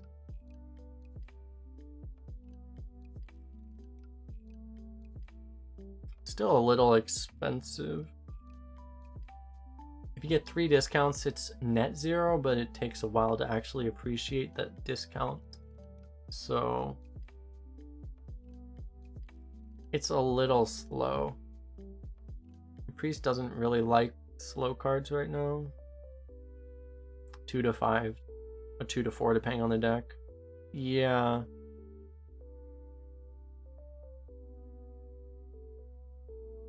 I'm gonna give it a 3 overall, just because Priest spells are really freaking good.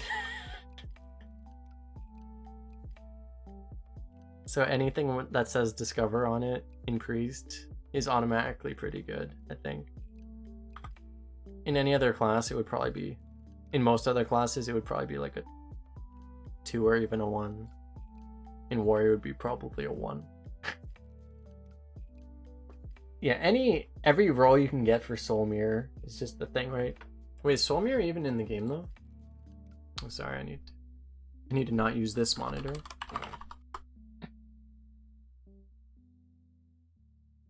It's Ashes. Oh, okay. Yeah, it is. Alright, anyway. Auspicious Spirits. 4 mana, summon a random 4 cost minion. Corrupt, summon a 7 cost instead. The 7 drops kind of suck. Just gonna say it.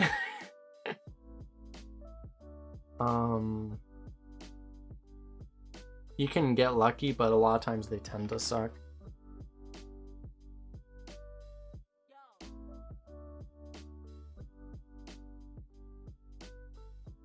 A random 4 drop on curve, also not very good. Yeah, but then you just get really good at the game and you just get the Druid legendary off of your well, it's not even a legendary. You get the 6/8 reborn, can't be targeted instead. Yeah. So I don't know, if you corrupt this, like on average it's gonna be pretty good, right? A 7 cost is like on average gonna be a 6/6. Honestly though, that's really not enough upside for, like, you have to pay the corrupt for this. So you get what's probably gonna be a 7 mana 6/6, a 4 mana 6/6, which is good, but it's a little, it's gonna be inconsistent. There's a chance the 4 drop is better than the 7. You're not wrong. Corrupt. Downgrade your card into summoning a card that costs 3 more. Yeah, I don't know. It seems okay. It's still, like, it's playable. It's relatively playable on curve, but and it'll be good on average later. So I'll give it a 3. It's not crazy, but it'll usually be good, and then sometimes it'll be really bad and you'll be upset about it. You know, it is what it is. Next one, the nameless one. 4 mana 4/4 legendary. Choose a minion before, become a copy of it with 4/4 stats, and then silence it. So this thing seems extremely good because it's basically a Spellbreaker or an Ironbeak Owl for people that were not around in the Spellbreaker days a couple months ago or any other time in Hearthstone's history. But it's also a Faceless Corruptor at the same time. That seems extremely good. Compared to Faceless Corruptor, the downside, I mean, not Faceless Corruptor, Faceless Manipulator. Compared to Faceless Manipulator, the downside is you can't use it on your own minions, right? So, you know, you can't just copy your own big Pro Drake or whatever. Right? I mean, you can, but it doesn't really help you much or at all. But yeah, the fact that your opponent plays a Proto Drake and you get to silence it, and then you have your own mini Proto Drake, seems extremely good. If you get any value out of this at all, it's extremely good.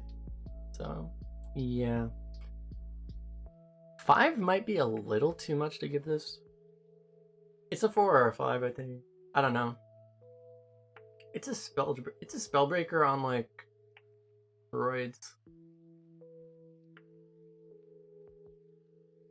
Just like, if you hit anything, it's so much value. I think I'll give it a 5. You need to hit, like, literally anything that does anything, and it's already a really good play for its cost. So pretty good.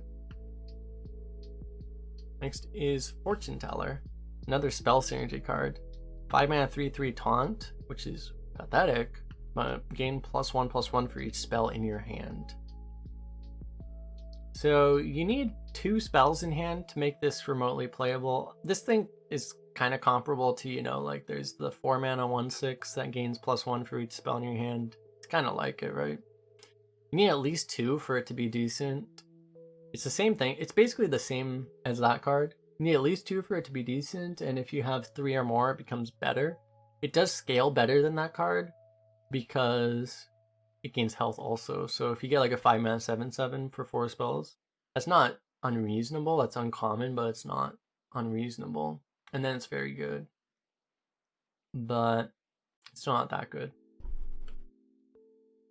So I think giving it 2 is reasonable. It's usually not going to be good enough, but if you have the deck for it, you might take it.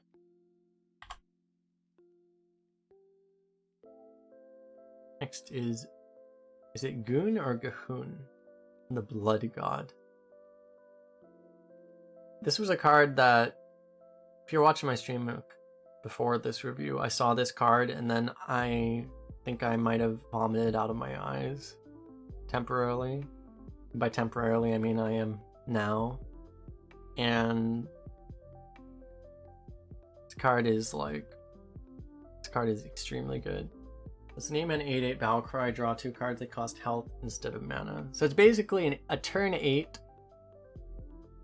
If you're not dying, it's a turn 8 Dragon Queen Alexstrasza unnerfed. Essentially. Obviously you do need to have a deck that protects your life total, but it's extremely good. I mean, this thing's gonna be like, it has the same downside. Like, I mean, I think like probably the fairest comparison would be to compare this to something like the Warlock card, the 6-mana 7/5 that has a similar effect that pays your health but it kills a minion. It's gonna be something like that. But I don't know. It's extremely good.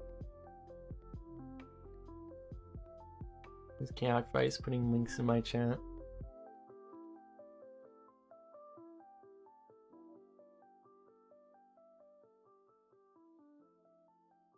Nice.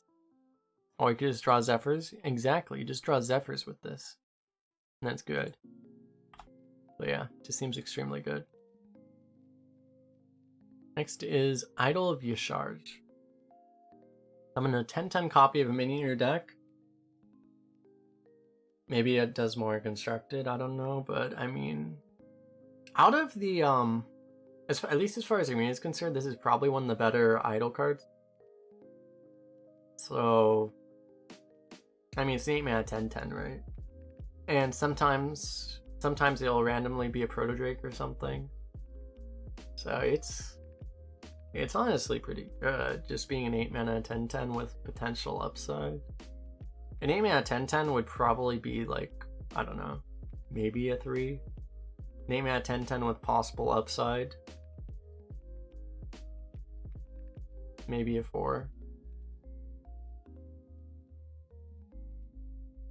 Because you can get like anything you get really with this, any Death Rattle, any Rush, any Divine Shield, any Taunt makes it very good, so.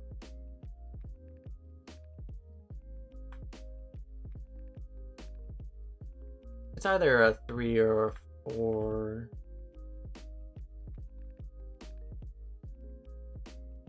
It's gonna be inconsistent enough. I think I'll just give it a 3.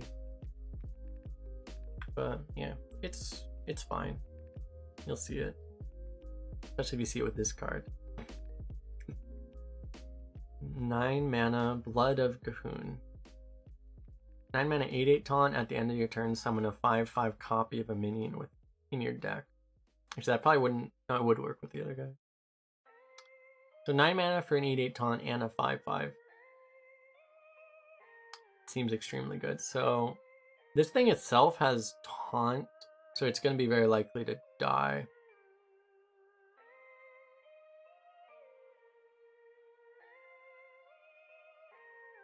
So there's a potential that you snowball it, but the fact, like, compare this to like Troublemaker or something, and it's less likely to snowball because it itself has taunt, so you can't protect it behind a taunt or anything like that. So I mean, a 9 mana 8/8 plus 5/5, 13/13 total stats is very good.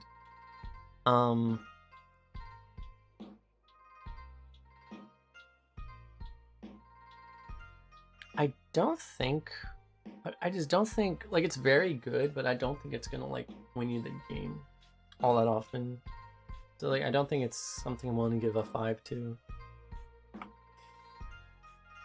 It'll help you, but it's not gonna win the game by itself most of the time.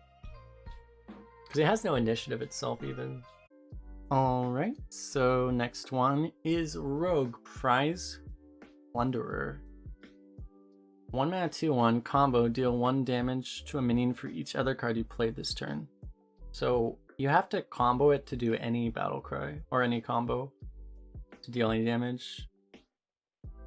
If you've done it once, it's an Aug Merchant. If you do it multiple times, this thing is kind of insane.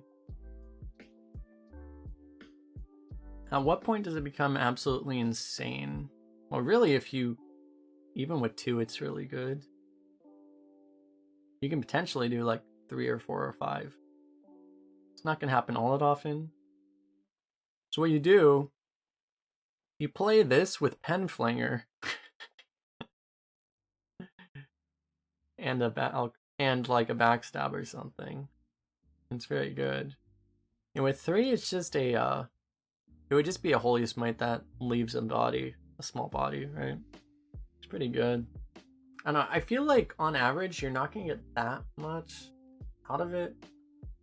Unless you play it with coin, that is true. Like what you would do, you would play this on turn 3. You just do like 3-drop coin this thing. And it's a deal too. That would be like the common use case, I think. And it'd be a lot worse going first also. I think it's gonna be relatively tame, but it's gonna be good enough. Like it's gonna be at least be an Aug Merchant basically most of the time. I'll give it a 4.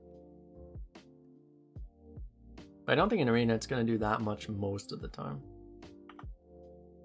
But it'll be good. Next is Foxy Fraud. 2 mana 3/2 Battle Cry. Your next combo card, this card costs 2 less. So the thing about combo cards is there aren't a lot of them in Arena right now. How many are there in this set? It's just that one. Yeah, you don't tend to have a lot of combo cards. So a lot of times this is just going to be a 2 mana 3/2. 2 mana 3/2 is okay. But yeah, if it was a 0 mana 3/2, it would be pretty good. I feel like it's just going to be a 2 mana 3/2 most of the time. I don't know if that puts it, that puts it at either a 3 or a 4. It's usually just going to be a 2 mana 3/2 though.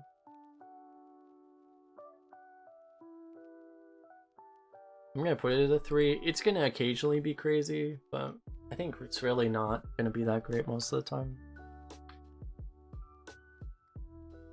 You need to have it with miscreant, and you can play that plus miscreant on turn 3, and then you win the game. Is Evil Miscreant still in? Is Evil Miscreant rotating out?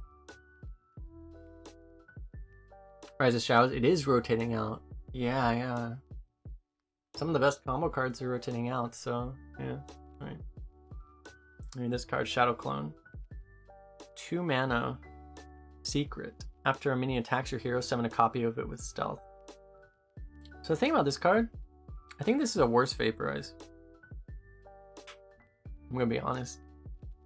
It is a mana cheaper, but like this is just a lot of the time gonna be a Vaporize that means you still take the damage. It does block certain things better, like it's better than Vaporize against, like, if it was like a Proto Drake or something, a big Death Rattle minion. It would be better then.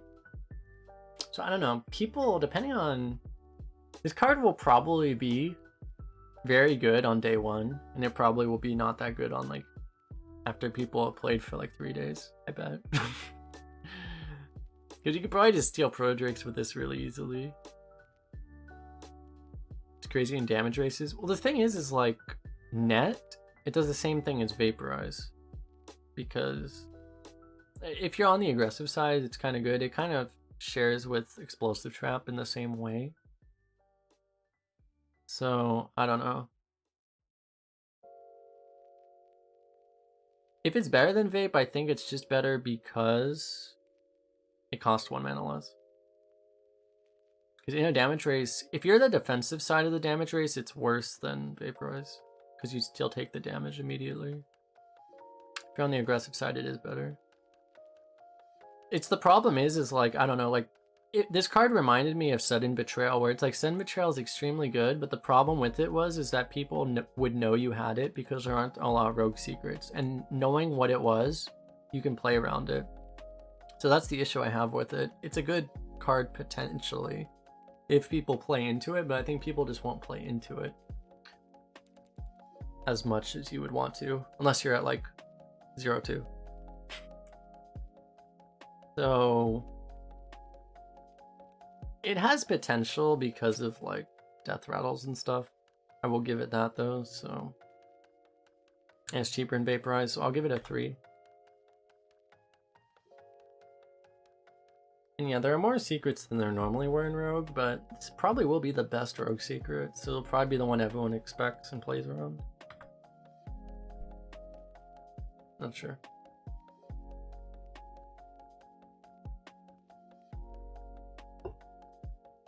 Sweet Tooth. 2 mana, 3/2. Corrupt, gain +2 attack and stealth. So, as I've said, cheap Corrupt cards should be extremely good because they're so easy to trigger. So, this thing is, if you draw it in the late game or just play it on turn 4, it's going to be a 2 mana, 5/2 stealth a lot of the time. That seems extremely good. If you are playing an aggressive deck, just having a 2 mana, 5/2 stealth is very good. Because part of the reason I really like the 2 mana 3/1 stealth with the ghost, what's it called?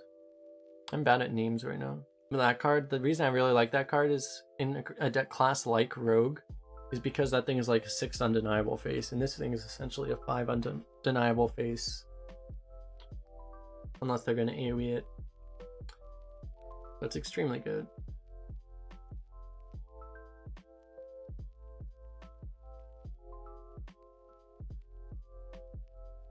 Two mana deal 5 is so good.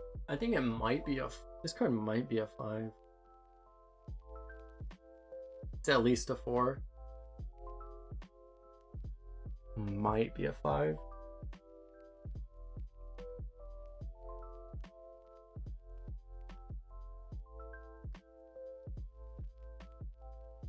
Is Wretched Tutor still in? I think so. I'm gonna give it a 4. Because compared to the other card I just mentioned, the 3/1 that resummons the ghost or gives you the ghost, it is more vulnerable to removal, to AoE, so still very good. It's so much tempo.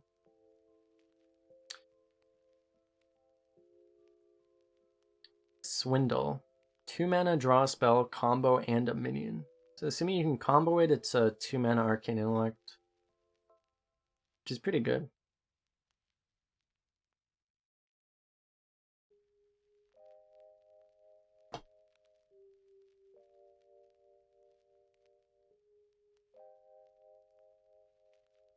Think about it, like the fact that you just draw, sometimes you could even just use it to draw a spell if you know that you only have like 1 or 2 spells in your deck and you just need something. I think the fact that you can pull a spell out makes it pretty good because yeah, you can try to find that Fan of Knives, or you make it more likely to draw that Fan of Knives as opposed to, like, I think drawing a spell is better than drawing a minion. So because most of your deck arena is going to be minions and your spells are going to be more interesting. So I think that makes this better than an Arcane Intellect, actually. Assuming you can combo it, which you should be able to. Just not on curve. And then yeah, I think it's actually better. I think I'm going to give it a 4 because of that. I think it's really good. Means you can't draw a you can't draw a weapon. That's the one thing, but you know. Imagine drafting weapons, Keck W. Next is Tenwu of the Red Smoke. Oh, this card, yeah. So it's a panda. 2 mana, 3/2, return a minion to your hand, but the minion costs 1 this turn. So you can use this to heal up a big minion for 1 mana, or you can use this with a big Battlecry minion. You can use this to get a second wish off of Zephyrs.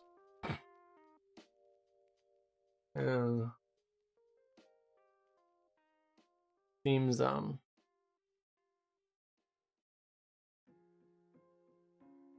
Yeah, it's not always going to be insane. The one thing that would make it maybe not a 5-star is just the fact that you do need something, but I don't know, man. Just the fact that you can heal up any big minion makes it really good. It's so flexible, right? It's the fact that, like, the reason Panda is bad is because it's not tempo efficient, but this thing is pretty good. I think I'm going to give it a 5. You're also playing, you're playing Rogue, which has all of these things that, although they don't have Miscreant anymore, but still, they tend to have battle cries.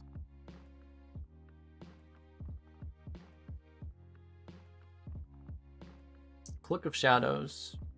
Give your hero stealth for 1 turn. So this thing is basically a worse Frost Nova. So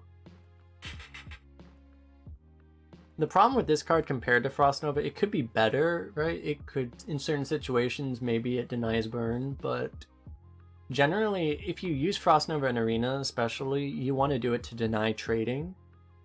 Maybe use it to block to protect your hero, but you want to use it to... The best use of Frost Nova typically is aggressively, where you put a bunch of minions on board, your opponent tries to respond with a bunch of minions, and then you Frost Nova. And then they can't do it, right? They can't trade into your board, but you can't do that with this card. So it's like the best use of Frost Nova is not applicable to this card, so I think it's terrible. It could occasionally save you. You may discover this occasionally and just wreck people, but you wouldn't pick it. And you'll almost never see it drafted because it's an epic. Next is Ticketmaster. Card I want banned already. 3 mana 4/3. Death Rattle, summon 3 tickets in your deck. When drawn, summon a plush bear. So it's extremely good. There was a card which was a 4 mana 4/4 that shuffled 4/4s into your deck, which was a pretty good arena card. This card is a little bit better because it's a 3 mana 4/3. It's not giving up stats on curve. Although the tickets are slightly worse. So I don't know, it's extremely good. And yeah, as we've discussed in those discussions, the thing that made that card less pickable partially was the fact that there were no buckets, but also the fact that giving up a stat in that meta specifically was really, really bad. It's not battle cry, which might be a downside, but it also might be an upside because then you can copy the Death Rattle or something. So I don't know. It's between a 4 and a 5. Just the fact, I think I'm gonna just give it a 4 because it's not gonna really instantly win you the game, but it's extremely strong. You're gonna see it a lot. And people are probably gonna overdraft it too. Like probably everyone else is gonna auto pick this even when they shouldn't. So you're gonna see a lot of this card and it's gonna be really frustrating. And I want it banned. It's not like people will silence it. Well, it's just the fact that you don't get the effect immediately, right? The Death Rattle is just a delay. Is more the downside of it. Anyway, next is Malevolent Strike. 5 mana, Assassinate. Cost 1 less for each card in your deck that didn't start there. So if you have a bunch of cards that didn't start in your deck that might just happen to be there, then I don't know where you might find some of these cards that might not have started into your deck or anything. But depending on how many of those cards you can get, this card could be very good. So it's I don't know. Most of the time it's probably still just going to be an Assassinate, but the fact that it could be a lot better, I think it's reasonable to give it a 4. It's probably not going to be a 0 mana Assassinate most of the time, but it'll occasionally be very, very good. So Assassinate would be like a 3. I think that text probably makes it a 4. Next is Grand Empress Shek'Zara. 6 mana, 5/7 Battle Cry. Discover a card in your deck and draw all copies of it. So that seems very good because, first of all, Discover is very good. Second of all, discover a card in your deck is better than discover a card. Third of all, you will know what's in your deck. So if you know that you have 3 of a certain card and you are offered that card, you can take it and it's a draw 3 on a 6 mana 5/7 body. So yeah, you can potentially draw, like, this could potentially be a 6 mana 5/7 plus a sprint or something. Possibly. Seems extremely, extremely good. And you can fish for stuff. I think I'll give it a 5. Just extremely good. In the worst case scenario, it's a 6 mana 5/7 draw card, right? Extremely good. And it's likely to be better. Okay, next we're moving on to Shaman. This card was just revealed today, Revolve. It's not an evolve or a devolve, it is a revolve. Transform all mains into random ones with the same cost. I think this card is extremely good.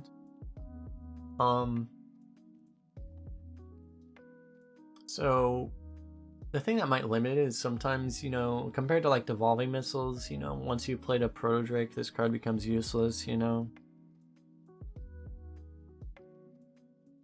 Evolve will be in 2. Interesting.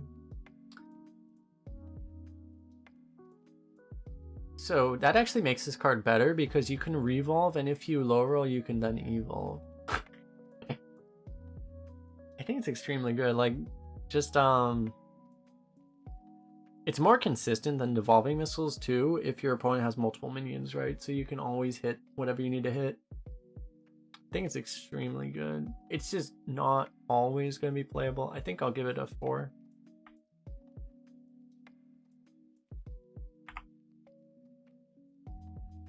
Sometimes it might be awkward. Okay, Cage Match Custodian. 2 mana 2/2 Battle Cry, draw a weapon. There generally are not that many weapons in Shaman. If you do have a weapon in your deck, this card is extremely good.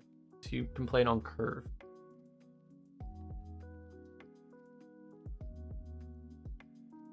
It's a fair point that you can't use it like devolving missiles just to get lethal. It's fair. Yeah, 2 mana 2/2 draw a card is good. Draw a weapon is probably better than draw a card. Especially particularly in the early game. Problem is a lot of Shaman decks don't actually have any weapons at all, which would make this deck card worse. But assuming you have a weapon, the problem is you draw this and the weapon and then you're sad. So it might be a little worse. I think I'm actually gonna give it a 3 just because you're gonna have the risk that you just don't get a draw because you draw the weapon, because you're gonna be keeping the weapon in your mulligan too. So I think it's actually gonna be a bit more awkward than people would even expect.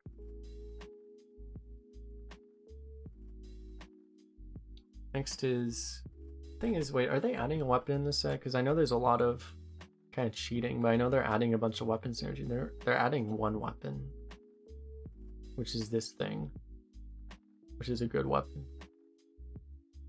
They are adding a good weapon, so okay. There's still not going to be a lot of weapons, but you're going to want it. So this is one reason. Deathmatch Pavilion is an epic, though, so you won't see it that often, but this is summon a 3/2 duelist. If your hero attack this turn, summon another. It's going to be pretty difficult to trigger this, but... but yeah. If you do trigger it, it's a 2 mana double 3/2. It's normally just going to be a 2 mana 3/2, though. So...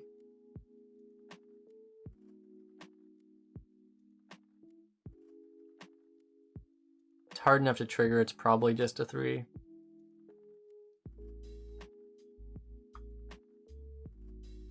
Thing. If you're playing it later, there is like, I mean, the dream with this thing is that you play Stormforge decks into this and you just win the game, right? That's extremely strong, but it's a very specific combo. Next is Grand Totem Eyesore. The Totem Legendary. At the end of your turn, give +1/+1 to all other totems in your hand, deck, and battlefield. I think there is not nearly enough synergy for this card. So it's an eyesore. It is an eyesore.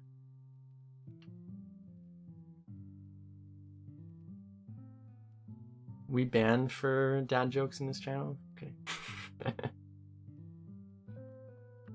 I think it's a 1, honestly. Like, I just don't think it's good enough. You need multiple totems to make this thing even remotely playable. I think it's a 1. We give it a 2-star for the pun. Next is Magic Fin. It's a 3-mana 3/4. After a friendly Murloc dies, add a random legendary minion to your hand. So a 3-mana 3/4 is good, but compared to like you know, there's the 2-mana 2/3 that has like a similar effect, but it's Battlecry and it creates Murlocs that chain. This thing is extremely hard to chain, because even if you have a deck full of Murlocs, you actually have to have them all on board and then have them all die. But yeah, legendaries are good, so if you just get 1 proc off of this, it's extremely good. But generally, I mean, it's usually just a 3-mana 3/4, and you might get 1 legendary. If you get 1 legendary, it's honestly insane, but the fact is there aren't that many Murlocs, so you're probably just not going to do much with it. So I'm going to give it a 4 just because it's a good body, and occasionally it will win you games. And your opponents will add you after a game and swear at you.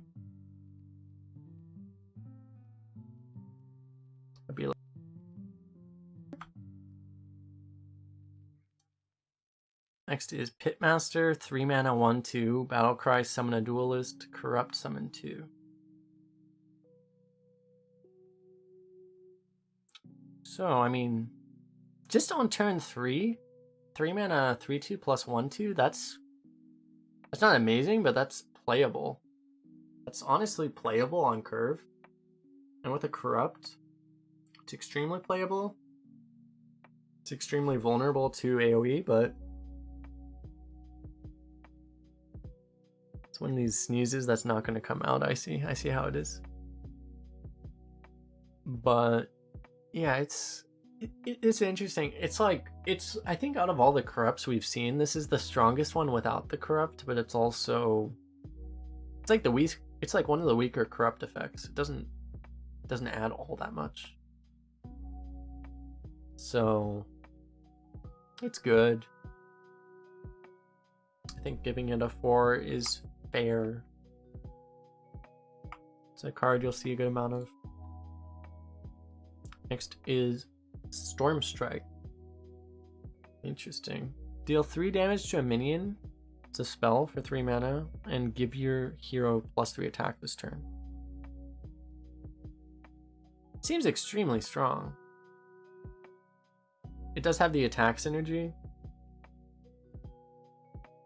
And also, I mean, it's a 3-mana fireball.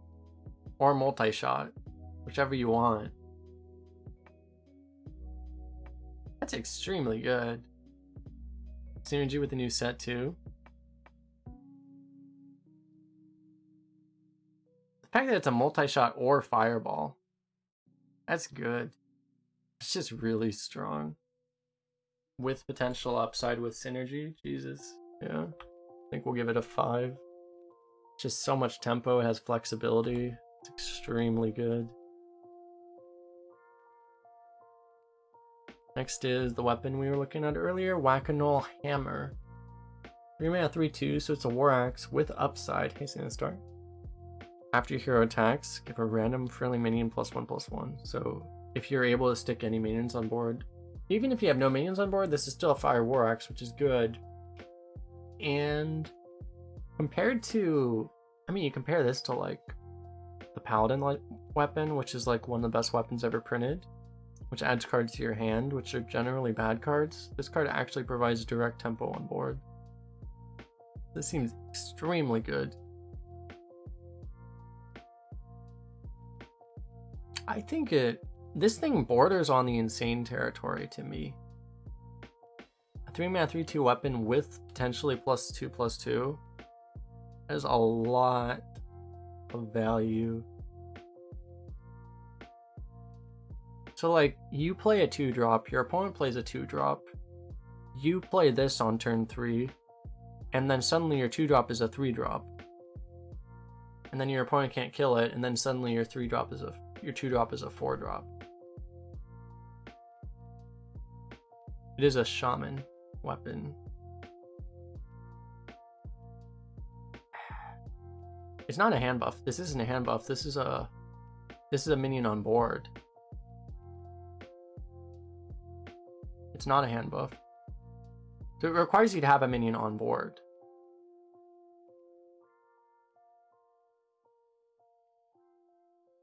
If it was a hand buff, it would be a little bit worse. The only thing is like, you need to actually have a buff. I think I give it a 5. Because if you have a 2-drop on board and you play this on curve, you win the game. Pretty much. And later in the game, you're guaranteed to get the value too, so immediately. Next is Dunk Tank. Oh, similar power mace, yeah. 4 mana deal 4 corrupt, it becomes a super swipe. Seems extremely good.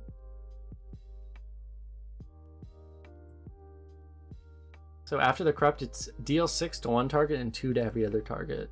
It's better than a spell damage swipe after it's been corrupted. Seems really good again.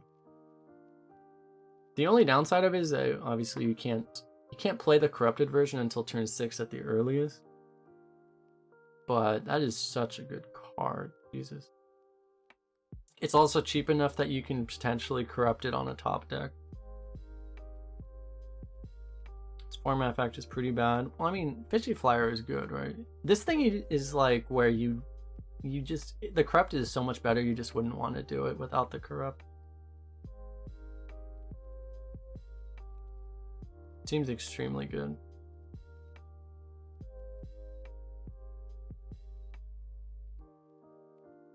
I'm not sure if it's quite a 5 because of how the fact that you have to corrupt it. I think it's going to be a little too hard to do it consistently enough. How far are we in? We have like 2 more sets, I think. I've been streaming for 6 hours before this, so.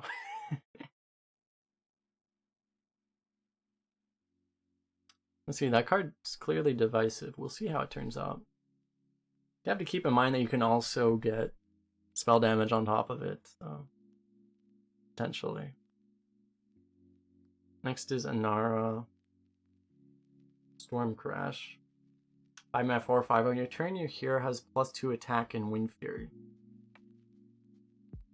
Excuse me?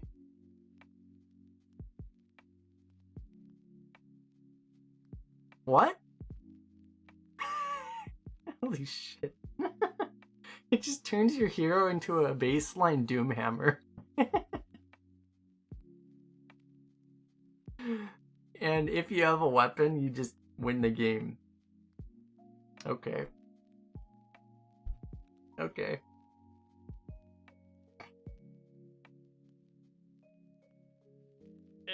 Okay. Alright, okay. That's gonna be fun and constructed. Oh, Jesus. It's gonna be in literally every constructed deck. Oh, man. They're gonna nerf that card, I bet. Alright, that's my first prediction. Like, that is, I think, the most likely card they're gonna nerf out of all the ones we've seen. Next is, okay, we're moving on to Warlock. How many more classes? We have Warlock, Warrior, Neutral. Okay. Wicked Whispers. Discard your lowest cost card, give your minions +1/+1.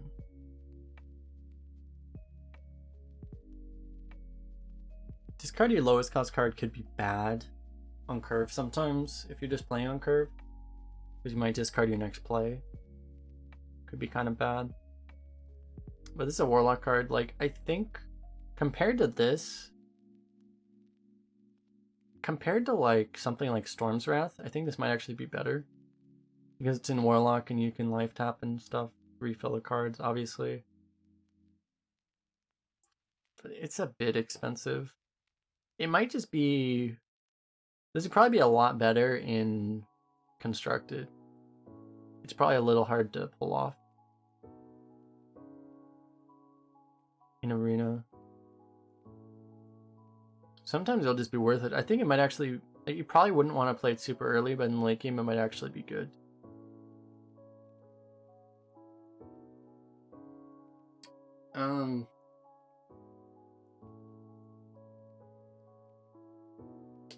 I think it's probably somewhat comparable to Soulfire, though. It's probably going to be about as good as Soulfire, I think.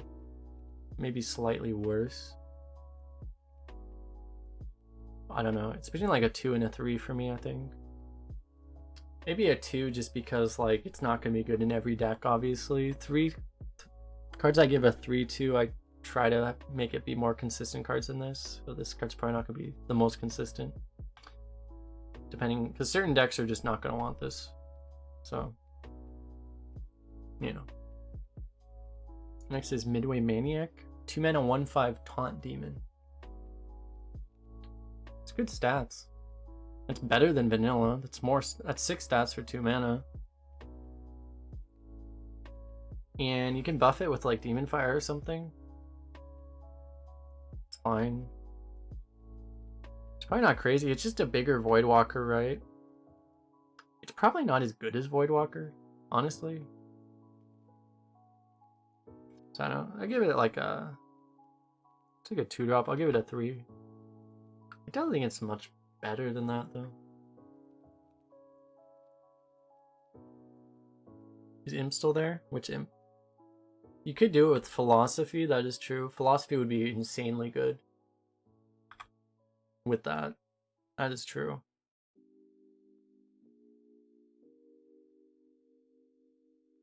Oh yeah, you're talking about Scrap Imp. Yes, Scrap Imp would make that card kind of disgusting too. Free Admission. 3 mana, draw 2 minions if they're both demons. It's never gonna happen. That's never gonna happen in Arena. 3 mana, draw 2. It's still like, it's like 2 life taps for the cost of 1.5. It's okay. It's an Arcane Intellect, yeah. In a class you don't really need it. I think it's a 2. Like, you'll pick it over trash, but it literally has... You'll never trigger that in this game mode. It's obviously a constructed card.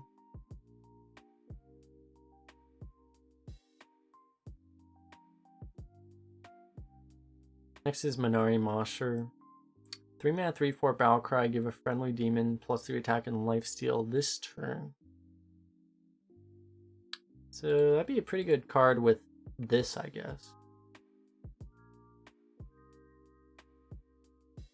Otherwise, yeah, it's a 3 mana, 3/4. By default, it's a 3 mana, 3/4. A lot of the time, it's gonna be a 3 mana, 3/4. And if you have a demon on board, it's batshit insane.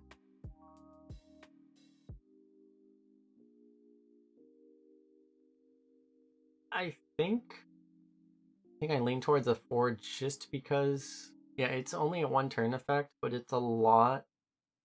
It's a lot of value regardless. Your demon is probably gonna die anyway, right? But just getting 1 turn of lifesteal, especially if you hit something bigger, that's all you need.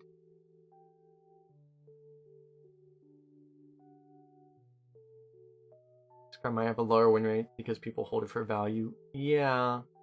You're just gonna play it as a 3/4 most of the time. I think it's gonna occasionally do a lot, but mostly it's probably just gonna be a 3 mana, 3/4. It's gonna be hard to trigger in Arena, most likely. Revenant Rascal is next. 3 mana, 3/3 Battlecry. Destroy a mana crystal for both players. Honestly, in Warlock, I'm not sure this is even a good effect. Because I feel like you actually want the mana because you want a life top. So it's almost counterproductive.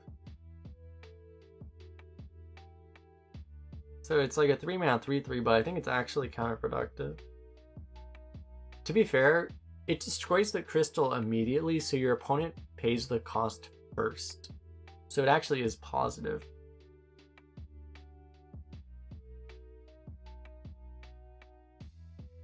And in late game, it's just a 3-mana 3/3. I don't know. But I think it is a positive effect technically.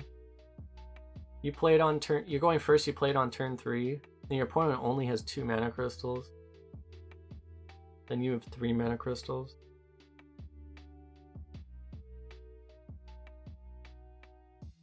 I don't know. You can still deny flame strike turns and stuff like that. Yeah. I don't know. I'll give it a 2. It's probably not a card you're gonna see a lot. If you're going second, you reverse it for 1 turn. You don't reverse it immediately or long term. Cascading Disaster.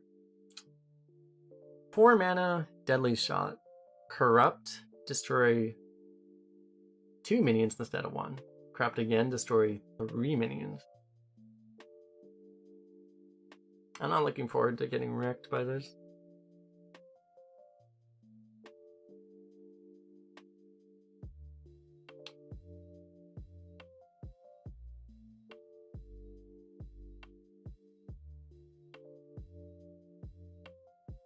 It's also just cheap enough that you can actually corrupt it on a top deck in late game. I think I will give it 5.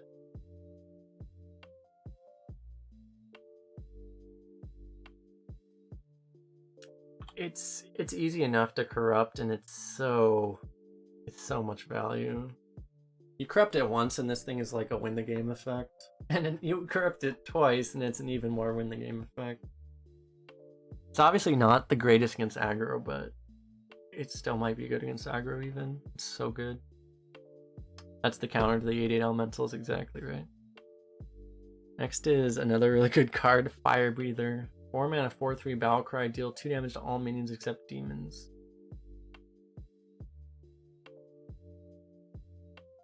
It's literally Demon Wrath on a 1 mana 4/3 stick. Demon Wrath was a very good card.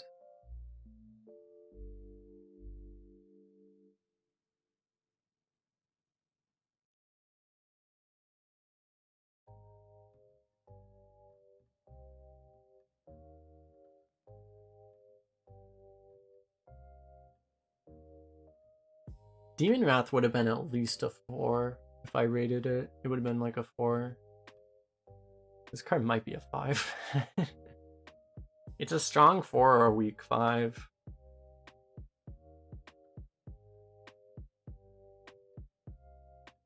It should cost 5, but 5 drops are 5/5s that deal 3 damage AoE.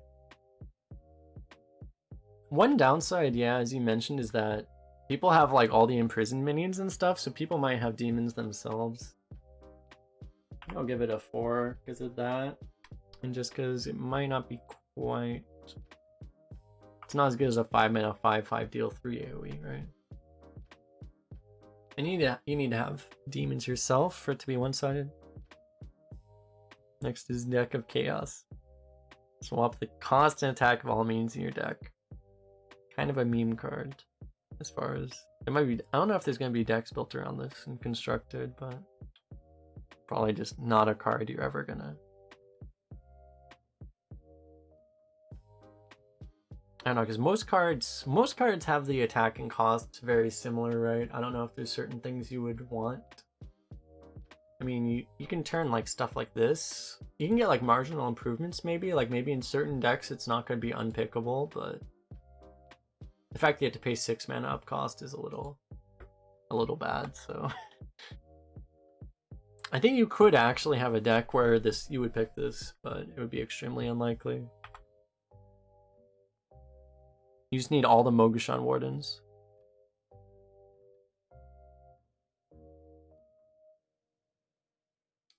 Next is Ring Matron. 6 mana 6/4 Taunt. Death Rattle, summon 2/3/2 imps. So this is like a better scribe that also has taunt.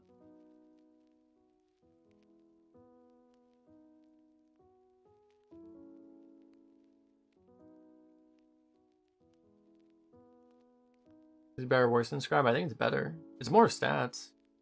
And it's taunt. The fact that it has taunt is an upside too. Because with scribe you just ignore it, right? But this thing you can't ignore. It has taunt.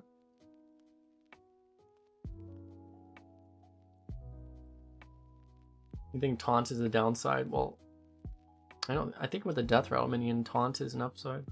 Generally. Not always, but what's the point of having death rattle if the minion just gets ignored?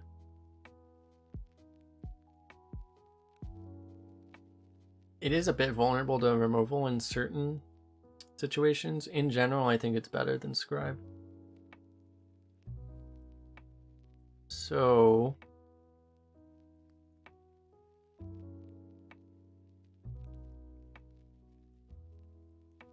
the fact that stat lines are a bit vulnerable might make it a 4. It's probably not quite good enough to be a 5. Yeah. I'll just give it a 4. Next is Ticketus. 6 mana, 8/8. Text doesn't really matter. It's a 6 mana, 8/8. The battle cry, sometimes it matters if you're playing a fatigue game, but generally it's just remove the top 5 cards from your deck. Battle cry, if it's a corrupt, it's your opponent's deck instead. In most games, it just doesn't matter. You're just going to want to play this on turn 6. So 6 mana, 8/8. Which can occasionally win you fatigue games. The way I see it, it's a 6 mana, 8/8 with possible upside. Which is very good. Yeah. Because what will happen if you're in a fatigue game is you're going to be behind because you're a warlock and you've been life tapping in fatigue, and then this card has the potential to just, you can hold it and just reverse that. So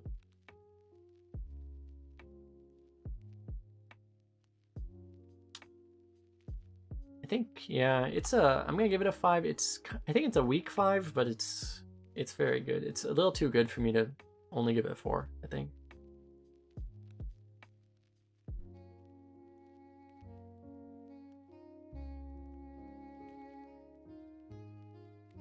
One thing I will say is, like, for the average player, it's probably going to be like a 3 or a 4 because they're going to misplay it by not playing it on curve when they should. I will say that. Just play it on curve.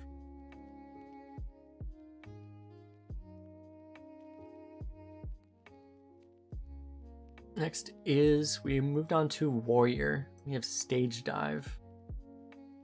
1 mana, draw a rush minion, corrupt, give it +2/+1. Oh, Jesus, you're always gonna corrupt it, right?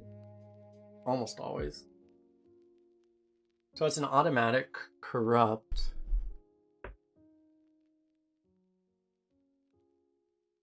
Obviously you have to have a rush minion. Yeah, I mean, you're just gonna want to buff like anything like if you can get like the 5/8 rush or something like that. It's really strong. The only downside is that, you know, not every deck, you might not have rush minions. This card isn't always going to be auto pick because you need to actually have rushes, but it's extremely good if you have rush. Because rush minions are generally extremely strong, and you'll be very happy to pay a mana to get it with an extra +2/+1. So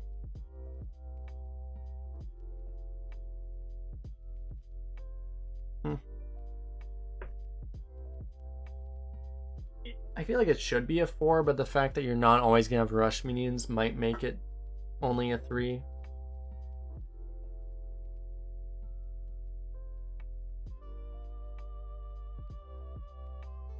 Town Crier without a stick, you mean?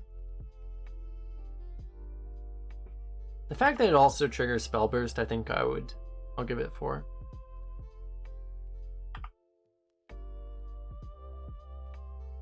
Next is Bumper Car. Ooh, look, a rush minion that would be extremely good with that last card.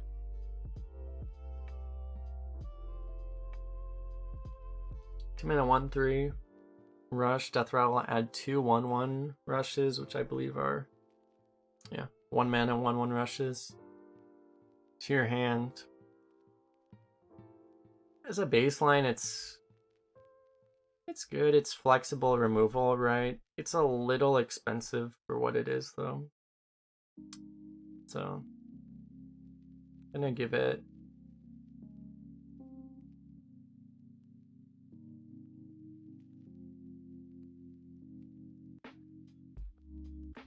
I think it's just a little expensive. I'm gonna give it a 3.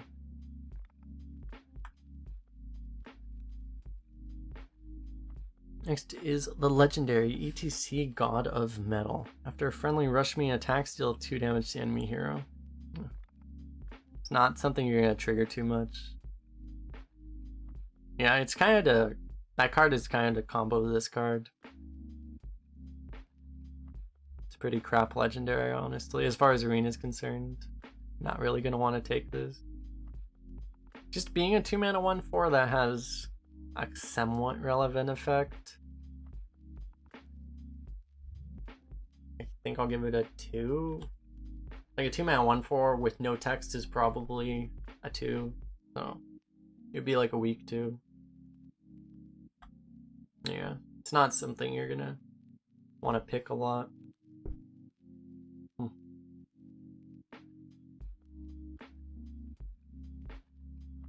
Next card is Minefield. 2 mana spell. Warrior getting a semi-decent spell, actually. It's interesting. Deal 5 damage randomly split among all minions. So it's like a Shavara minus a stick. Basically, right? Which I think makes it... If you have enough value, it's better. Because it's more flexible. But, I don't know. You can play this as like kind of what's the it's like a Firebrand minus a stick also if you're just behind on board. So I think it's pretty good. I think Warrior can make this work pretty well. This is honestly, I think, one of the best Warrior spells outside of value spells. I think this is possibly the best Warrior spell in the game now. Actually, I think it's good because I think Warrior is gonna like this, having this kind of flexibility. I'm gonna give it a 4. Yeah, Current Warrior wants the board, but Current Warrior wants the board because they don't have things like this. Is what I'm thinking. Like, I think this is a card that enables more of a control archetype. But we'll see. They still need answers to Proto Drakes. But I think this is just a really good tool for them to have.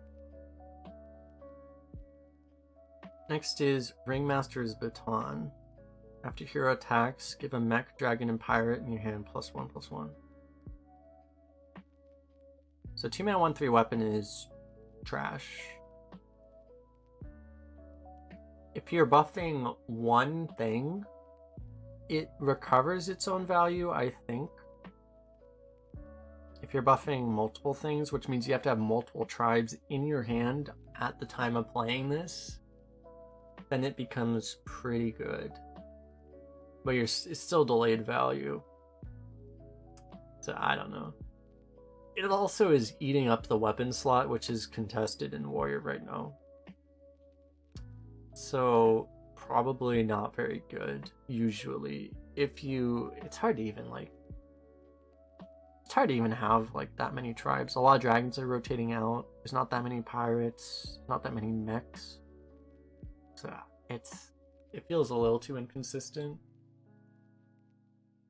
It might even be. It has enough high roll potential that it's probably fair to give it a 2, but honestly, it might even be a 1. I think 2 is okay though, because it's gonna be fair enough if you at least have one tribe, which you usually will have. So I think 2 is okay. Next is Stagehand. 2 mana, 3/2. Battle Cry, give a random minion in your hand +1/+1. Okay, it's a mech. 2 mana, 3/2 with guaranteed hand buff value. It's good. Really good. It's a hand buff with literally no downside. It's good. It's not a 5-star. It's a 4. It's good. Seems good. Next is Feat of Strength. 3 mana.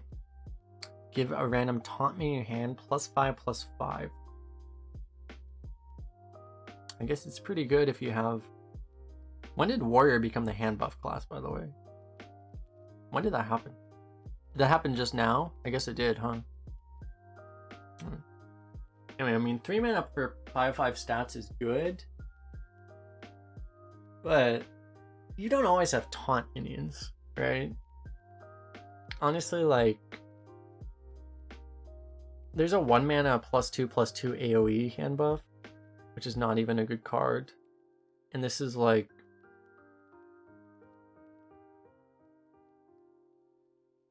It only requires 1, so I guess it's probably better. But yeah, if you hit like a Rusty Raider, it's pretty insane. It's probably... It's really hit or miss, right? You almost really would need to hit something like a Rusty Raider, I think. Because otherwise you're just gonna... Oh my god, you hit the 8-drop. Oh man. The 8 mana double 3/6 becomes an 8 mana double 8/11. Oh god.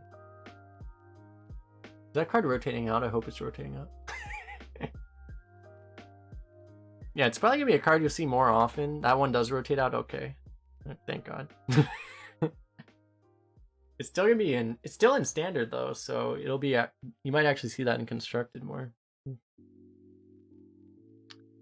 More, because you'll see it more than 0, I guess. It's... Yeah, it's probably a little too inconsistent to really draft. But the problem is like you buff a giant taunt and you just make your giant taunt even more vulnerable to removal, right? It's just, you make the polymorph sting even worse.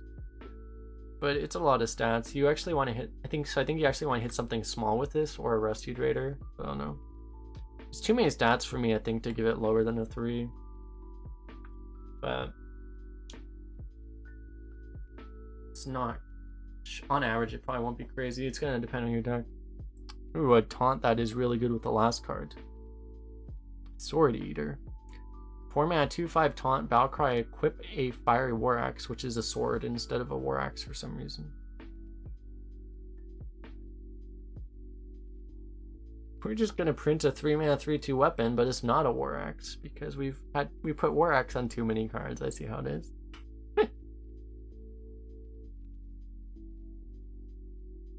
That seems extremely strong. It seems extremely strong. Jesus.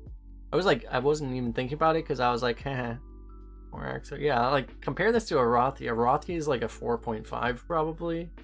This card makes a Rothi look terrible. It's a War Axe with a 1 mana 2/5 taunt. Crazy good. Crazy good. And you can play this as a 4 mana 7/10 after that card. Holy crap. That's gonna be fun. Yeah. That sounds reasonable.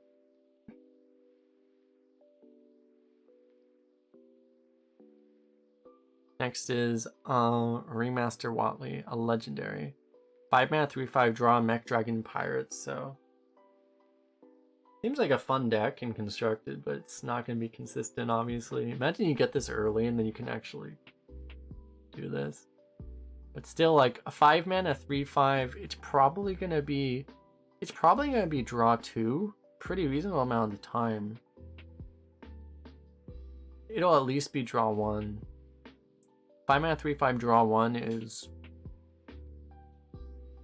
almost playable. 5 mana 3/5 draw 2 is good. 5 mana 3/5 draw 3 is pretty crazy. It's probably better than Curator, because Curator was 2 more mana for +1/+1. with taunt, but so I think this is good. Just the fact that you're gonna get like you're always gonna get at least one draw and maybe 2 draws off of this. I think it's good.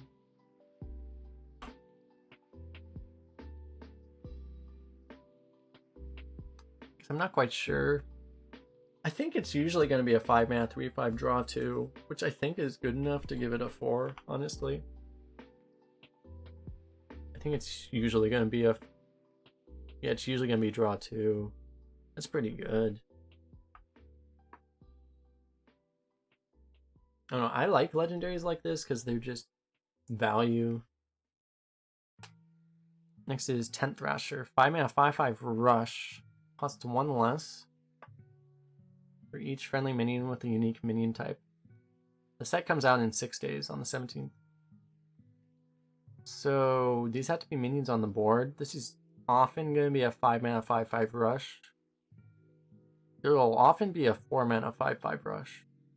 It'll occasionally be a 0-mana 5/5 rush, but it'll usually be 4 or 5 mana. But a 4 or 5 mana 5/5 rush is good. It's good as far as arena is concerned. So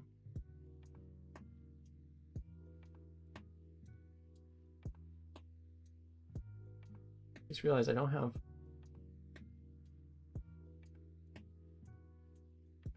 arena in the title. I should put arena in the title.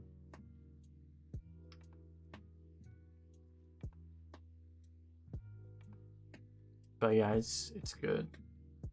I forgot if I did this. I'll give it a 4. It's pretty good. It'll occasionally be 0 mana.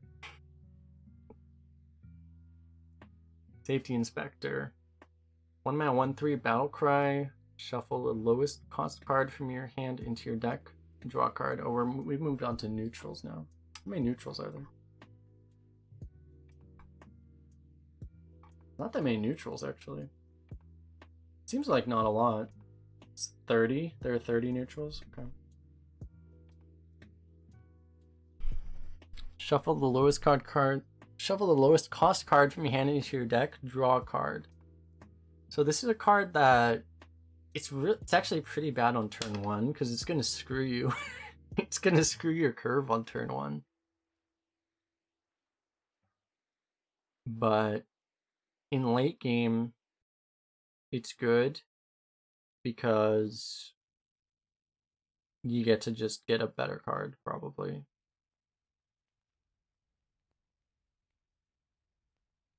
I actually think it's going to be really awkward. I don't think it's that much value late game, and it's really weird that you can't play it on curve as a 1-drop. So I think it's going to be really awkward, actually. It's still going to be okay. It's going to be playable, but I'm going to give it a 3. It's going to be a card that I think you have to take because it's an okay stat line and you're not going to be happy about it, but you're going to have to take it and then it's going to screw you and then you're not going to like it. But occasionally it'll be really good too, so.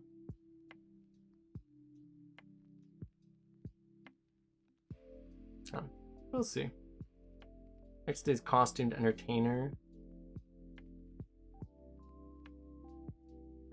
2 mana 1/2 Battle Cry. Give a random minion in your hand +2/2. Kind of weak. It's a pretty high cost. You lose 1/1 on your 2-drop, and you get a 2/2 buff later.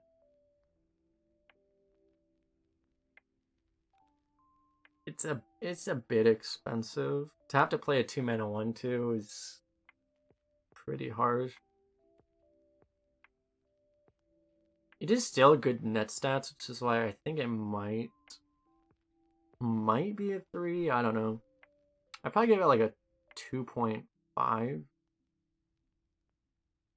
It could still be useful. Like the thing that makes me like it is that it's pretty bad. I don't think you really want it on turn 2, but later in the game, this is actually going to be better than a 2-drop. Like if you draw this on turn 8, this is more useful than a River Croc, I think. It's actually better later in the game. So I'm going to give it a 3 for that reason. Because I think it's actually better than most 2-drops later in the game. But yeah, it's not a great, you wouldn't keep it in your hand. You would mulligan it away. And then I actually think it's a pretty good card. You just wouldn't keep it in your opening hand. This is horrendous growth. 2 mana 2/2, corrupt, gain +1/+1. You can keep growing it more and more and more.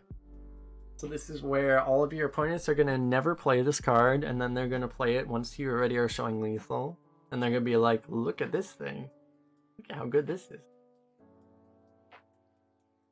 Worse Shade. It's not really worse than Shade. Shade has to be on the board. You have to actually play it.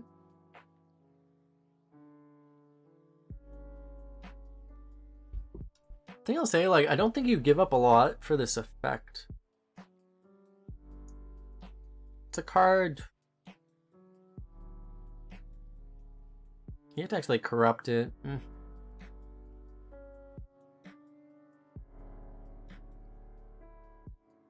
The fact that you have to hold it in your hand, it's probably not going to be too good most of the time. I think it's okay. I think I'll give it a 3 as well. It's going to be a little hard to like. It's not like the fact that you have to hold on to it in your hand forever. I don't know. It's fine. If you draw it late game, to be honest, if you draw it late game, it might be better, because if you draw it on 10 mana, you corrupt it 3 times, or you corrupt it like twice. You can corrupt it twice and then play it on the same turn, and it's a 2 mana 4/4. To be honest, this is kind of making me feel like I should rate it 4, because I think it actually is a good late game draw. Again, compared to other 2-drops. So, I'm gonna keep it at 4. Thinking about that.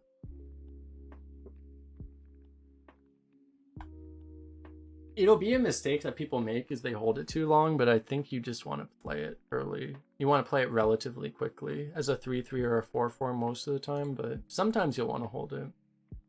It's a good tool, I think. Parade later, 2 mana 2/3 after you summon a rush minion, give it +2 attack. It's probably, this might be a 4-star in Warrior specifically. Might be even better. There are a lot of, the thing is like, I think I want to give it a 3 just because most classes can't really do anything with it. In certain classes, I didn't realize it's a permanent buff. It's a +2 attack. Okay, it's not just this turn. Okay, that might make it a 4. I don't know. It's like, I still feel like there's too many classes that just don't have, I don't know, I'm gonna have to cheat and look and see, like, are there rushes in the neutral set? Because there aren't a ton right now. I'm not seeing a lot. There's not a lot of rushes. This thing generates rushes. Oh my god. Oh no. That's a combo. Okay, there's enough synergy there. I think I'm willing to give it a 4. That's a thing. Alright, it's fine. It's a 2 mana 2/3 at worst. Occasionally it'll be insane. Next is Prize Vendor. 2 mana 2/3 Murloc. Outcry, both players draw a card.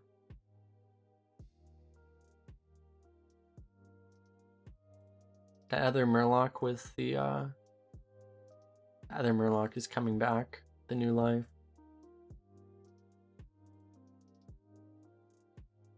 So both players draw a card is an interesting effect because sometimes it's good and sometimes it's bad. Generally, in a fast deck, it's good, and in a slow deck, it's bad. So it depends on what kind of deck you're drafting.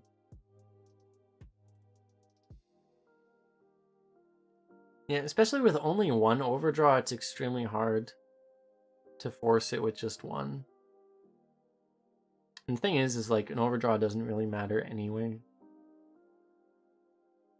So I don't know. It's fine. I'll just give it a 3. It's an effect that's sometimes good, but sometimes bad. So it's a 2-mana 2/3. Fine. It's probably an average card. Oh my god, a Rager that costs less than 3 mana? Ah! How many custom Hearthstone cards are there in this set? It's actually one of the better Ragers they printed too. Still bad, but I mean, you know. The 2-mana 5/1 taunt. Elemental. So in Mage, this thing is obviously an automatic 5-star, right?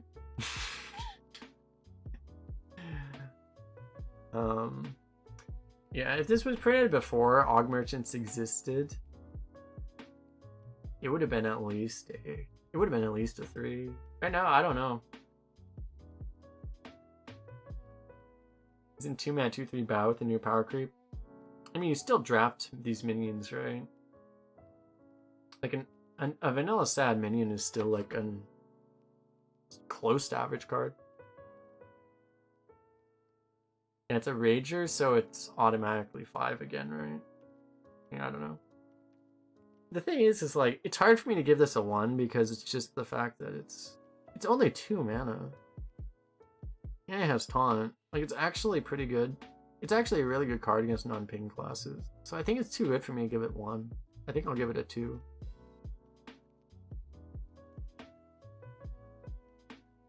I'll give it a 2.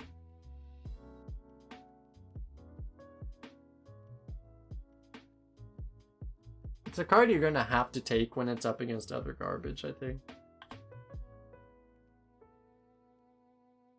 Yeah.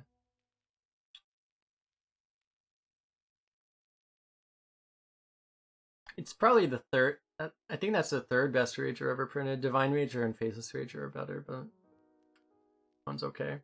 A 2-mana 5/1 was a card. A 2-mana 4/1 was a card, and those both actually saw play, but that was before Aug Merchants existed.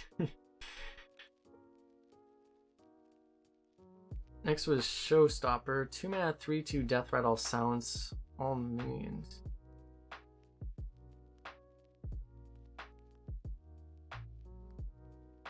You're not even gonna try reading this one?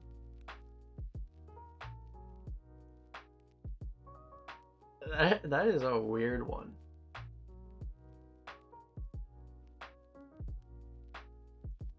It's probably pretty good.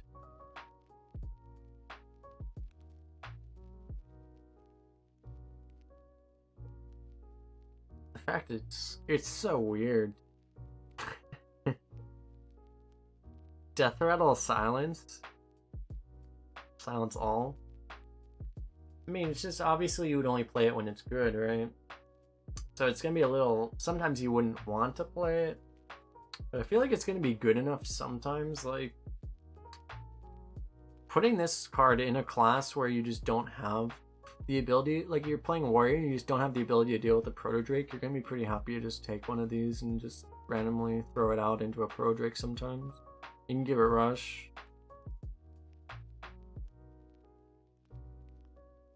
I don't know, I feel like it's good. I'll give it a 4.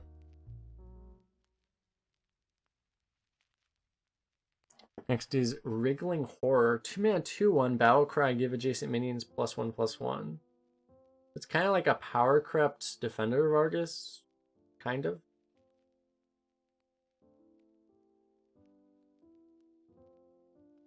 It's gonna be a lot easier to get the value, but you also need to get the value, or otherwise it's trash. Yeah, like Defender of Argus. If you get one buff, so here's the thing. There was a 2-mana 2/1 that only gave 1 minion +1/+1. That was a card, and that was like an average card. But that was a year ago, before all the power creep. Or 2 years ago.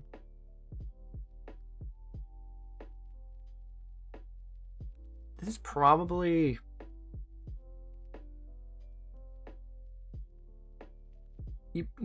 It's like okay if you only hit one, but you really want to hit two. If you hit two, this thing is pretty good.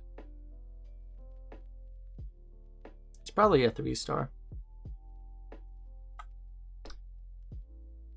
The thing is okay. It's just, yeah, you really need to hit two for it to be good. If you hit one, it's not quite good enough. Banana Vendor. 3 mana, 2/4. Battlecry, add 2 bananas to each player's hand. Don't know a banana? They don't actually have the thing here, but banana is a 1 mana spell. That gives a minion +1/+1. So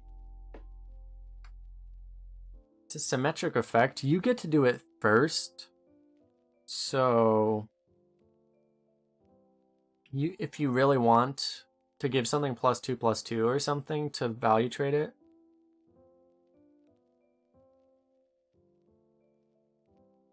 this thing's actually pretty good. Yeah, you play this with... You're not wrong. You play this with this guy, and then you burn people's hands. Exactly. The fact that you get the initiative, bananas are always like, it's okay. It's good that you get to do it first, and also the banana can bail you out if you need a spell burst really badly or something like that. But it's obviously a symmetric effect on the 3 mana 2/4 body. Yeah, the one that only gave you the banana was a 3 mana 2/2. The one that gave your opponent the bananas was a 3 mana 5/5.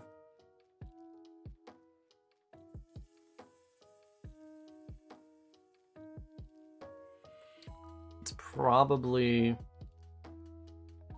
something that's... I think it's... I don't want to say good. I think it's okay.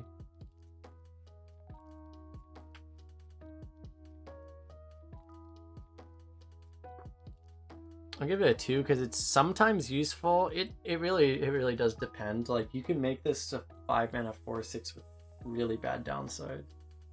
Yeah. It's really, you need to play it when you're gonna value trade with another minion. You can't really play it otherwise. But it is somewhat playable in aggro, essentially. Or if you're winning on board at least. Next is Darkmoon Dirigible. 3 mana 3/2 Divine Shield, which is already good. Corrupt, it gains Rush.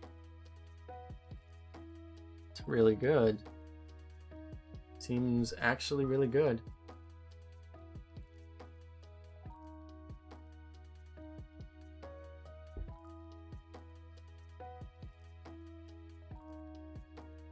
How many times are they gonna print power crept versions of Scarlet Crusader? Is that the new cool thing to do? Is just print new power crept versions of Scarlet Crusader? Apparently. Might as well, right? It's also a mech. A lot of mechs in this set, but there isn't really any synergy. Not much. Warrior had some synergy, but yeah, not a lot of mech synergy. Maybe it will come in the next set. They seem to like doing that sometimes, where it's, yeah, synergy is delayed. That might be next set where a bunch of mechs comes in. I just got another tier 1 gift sub to another Phasmophobia streamer. 2 in one day, that is amazing. Nice. Anyway, yeah, this is... It's probably not quite good enough to be a 5. It's very good. This is extremely good. Like, they've been... This is an extremely good neutral card. I think it's not quite good enough to give it a 5, though. Next is Darkmoon Statue. 3 mana 0/5.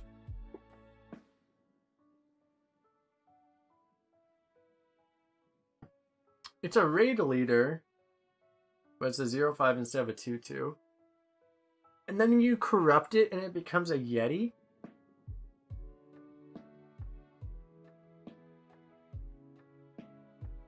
corrupt it, which is pretty easy to do, and then it's a 3-mana Yeti with Raid Leader.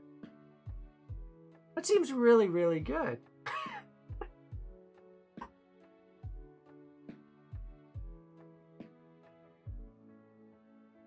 That seems so good, actually. By the time you have a corrupt is not impactful. Well, how often do you want to play Raid Leader on turn 3 anyway? It is true that like there's some kind of anti-synergy in the fact that you're forced to play a bigger card. So then, you know, you're obviously not zerging if you're playing something that corrupts a 3-drop. So I don't know, I have a lot of respect for cards like Direwolf Alpha, and like a lot of times this is going to be a 3-mana Direwolf Alpha that happens to have a Yeti body. That's essentially what this is going to be. That seems really, really good.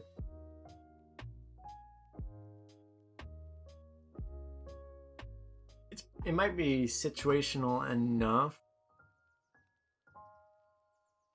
Like I'm hedging on like high 4 with this card. I'm gonna give it a 4. I see people think it's worse than I do. I'm gonna give it a 4. Like I am close to giving it a 5, honestly. But it's probably not quite a 5. That just seems... It might be with my playstyle, but that card is, like, unbelievably strong with what I like to do. I'm probably going to be auto-picking that card. Next is Gyreworm. 3-mana, 3/2 Elemental, Battle Cry. If you play an Elemental last turn, deal 3 damage. It's a neutral. In certain classes, that might be higher. Like in Mage, this might be a 3 or even a 4, but in most classes, you're not going to have a lot of elementals. This might be a 2, it might even be a 1. Because I'm not rating for every individual class, I honestly think in a lot of classes this is a 1. But since it's really good in like Mage at least, I'll give it a 2 overall. But yeah. Overall, I don't think I can rate it higher than that. Because so many decks just don't have elementals at all. And the 3-mana 3/2 is terrible. Next is Inconspicuous Rider. 3-mana 2/2 Battlecry, cast a secret from your deck. Well, I mean, with a card like this, I think I have to give it different ratings because in every class that does not have secrets, it is a 1. Obviously. In Paladin, it might be like a 2. It's probably a 2 in Paladin. In Mage, if you have secrets, it's probably like a 4. In Hunter, if you have secrets, it's a 3 or a 4. I'll say 3. So, it really depends. Yeah. Probably a 4, actually. I'll say it's a 4 in a Hunter too. So I say 4 in Hunter and Mage if you have secrets, because I think Hunters are gonna have secrets most of the time. Mages, it might be harder to draft secrets right now. But otherwise, yeah, pretty trash. Yeah, Rogue has secrets too, so Rogue it might be like a... Maybe Rogue it's like a 3. Yeah, obviously it depends on what your deck is, right? So the rating is, it depends. Next is a 3-mana 4/4 Taunt. Battlecry, add a random 4-cost minion to your opponent's hand. That's so weird. So you play this on curve and it's like, hey, give your opponent a minion that counters this thing. Great.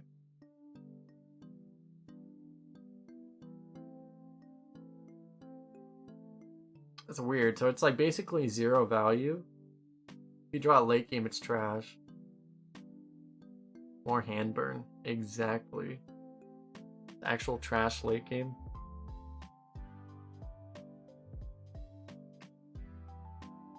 This card's actually potentially extremely strong if you coin it on 2.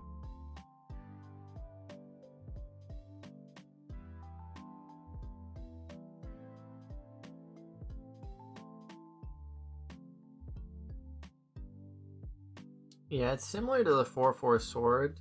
The fact that it's a random 4-cost minion is actually probably better. Giving someone a card in their deck, I think, is significantly better than giving them a random 4-cost minion for them. So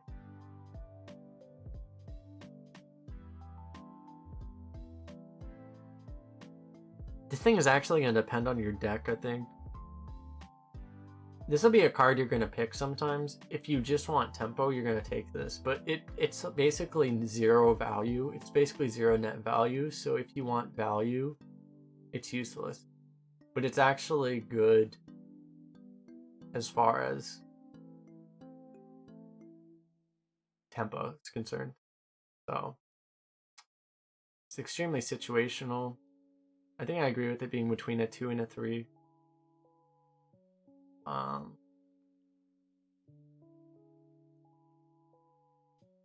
It's probably gonna be a pretty value. If it's a value meta, which I think it is gonna be, seems like it's gonna be so far. Looking at these cards, it's probably a 2. But it's not trash.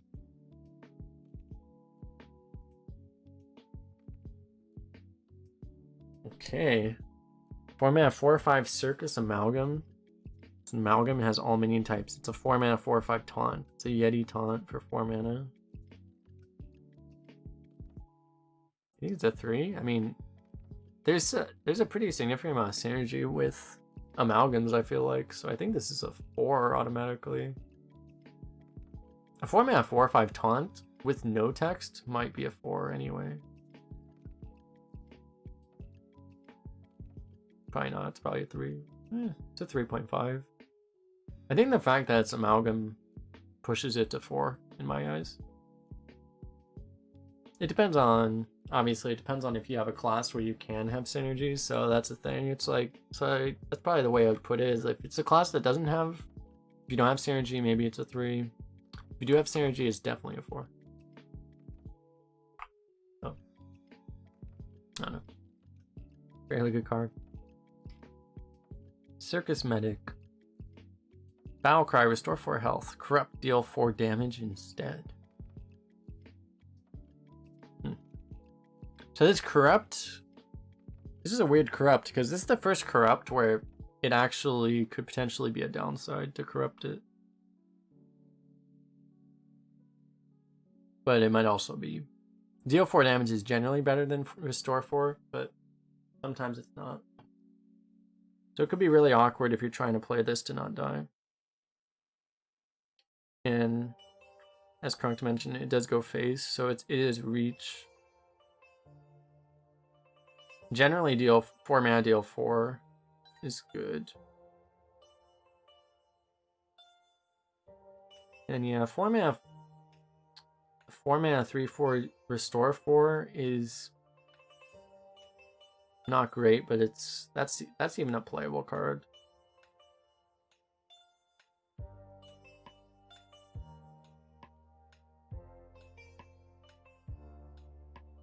But it's a really big deal with this card, because like, yeah, it's like a better Batrider, but the fact that you have to corrupt it first is really significant. But this thing's basically, so assuming you corrupt it, it's basically going to be it's going to be a slightly earlier and smaller pit crop, which makes it seem extremely good. I don't know. I'll give it 4.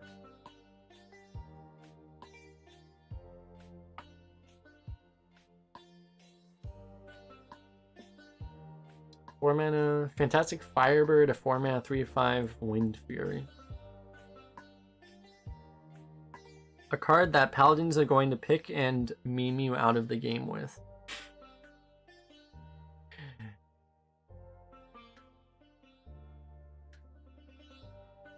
This is like one of the stronger Wind Fury minions they printed, actually.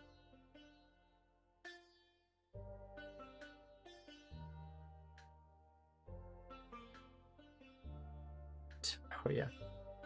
Forgot this was literally a 5 mana card that they just reprinted as a 4 mana card. That is true. And it's an elemental, so if you're playing Mage, obviously 5 stars.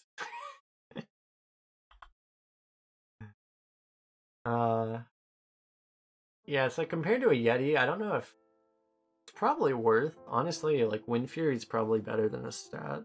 A lot of the time, not always, but overall it's probably better.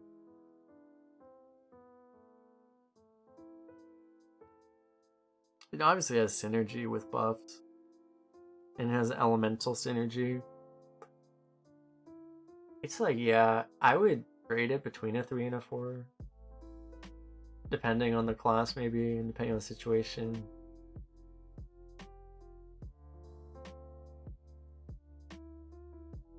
Well, here's the thing, is that you say in aggro it's stronger than control decks.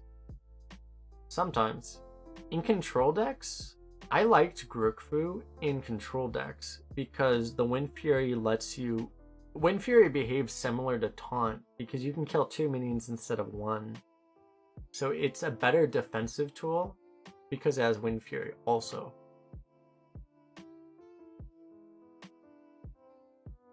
So it serves as like pseudo AoE essentially. I'm gonna give it a... It's a little optimistic. I'm gonna give it a 4. It's a little generous, but it's pretty... It's fairly decent. Knife Bender, 4 mana, 3/4. Battle Cry, deal 4 damage to each hero. So if you're playing Hunter or something, or some other aggro deck, it's pretty good, but otherwise it's terrible.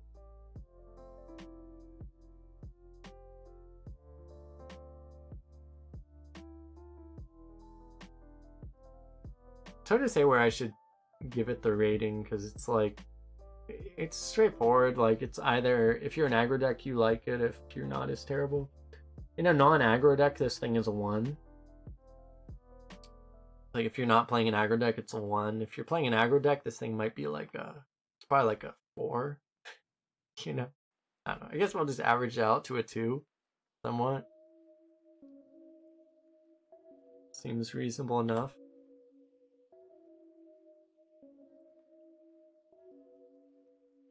So, Derailed Coaster, rare, 5 mana, 3/2 Battle Cry, summon a 1/1 Raider with Rush for each minion in your hand.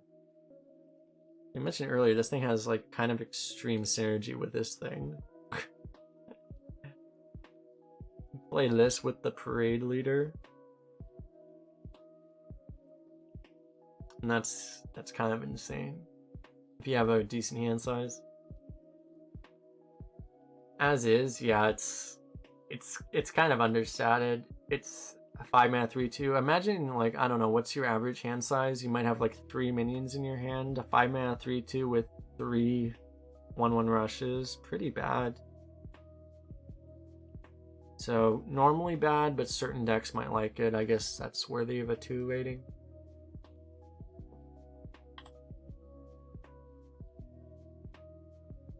Next is Fleethoof Pearl Tusk.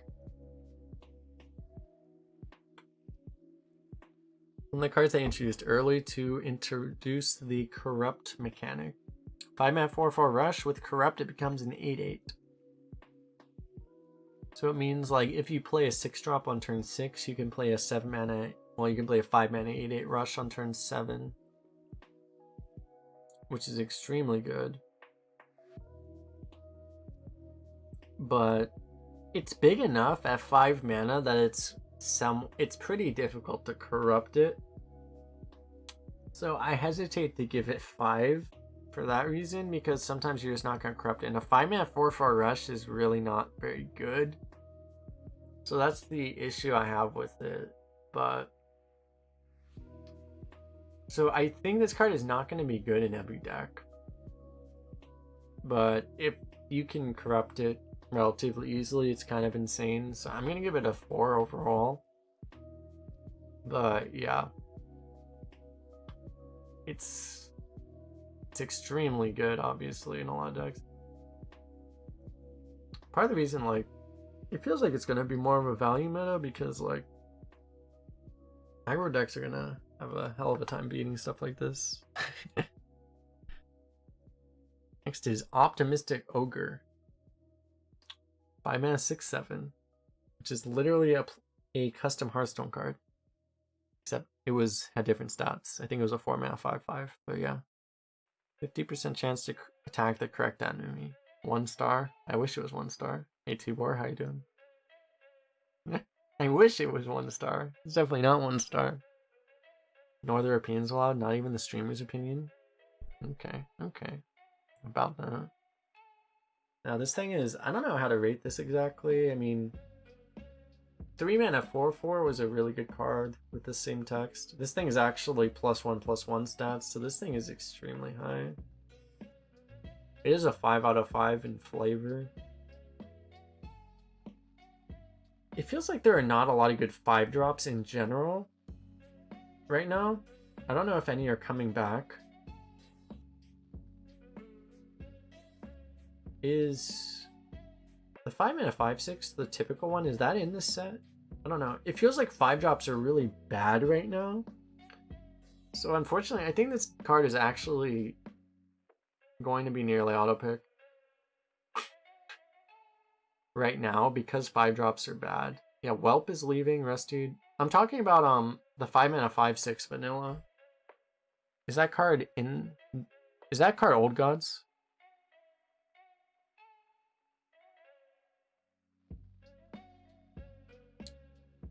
Don't know.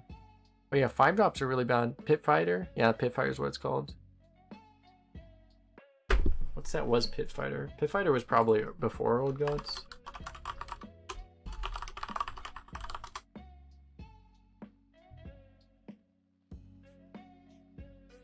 It was Grand Tournament, okay. Yeah, it's like that's the thing, is like 5-drops really suck right now, so a 5 mana 6/7 is just so dominant that right now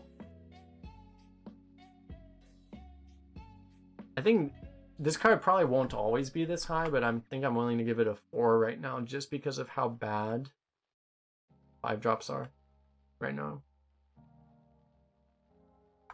But in a different set, it might be a lot lower.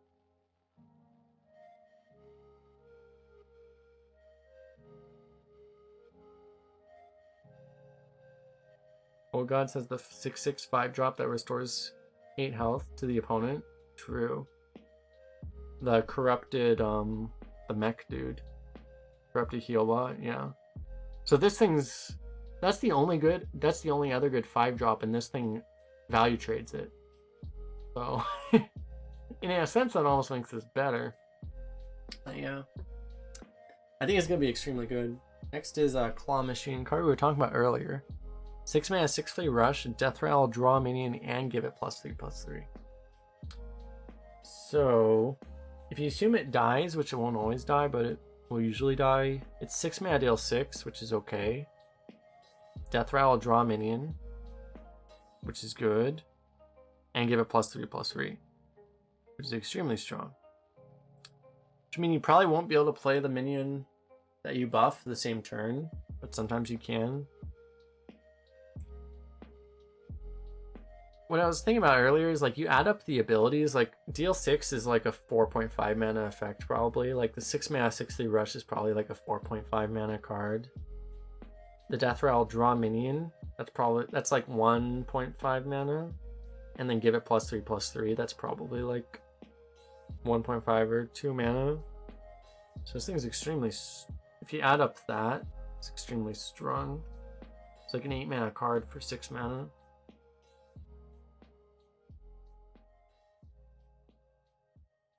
It's a really good arena effect because yeah, as you say, like it's kind of similar to why am I so bad at card names right now? Fishy Flyer. It's similar to Fishy Flyer essentially, but it gives you a much better card. He plays as a Playmaker. Oh god. Oh no. Okay, in Warrior it's a 5 automatically. It was Playmaker, that would be disgusting. Oh god.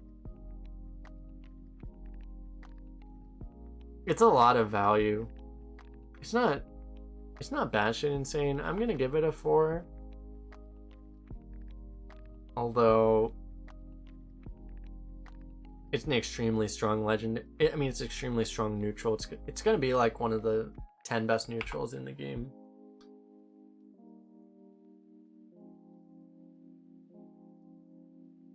So Lost Darkmoon.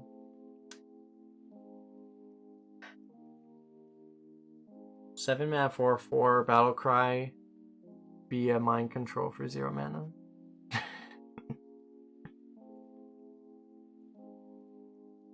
Meme generator. You guys really think this is bad? I just see this as a 7 mana mind control.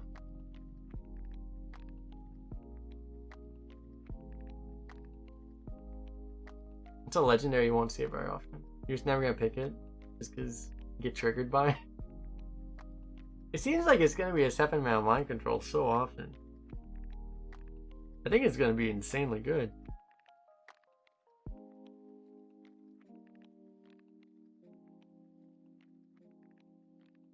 She's not consistent. Well, the thing is that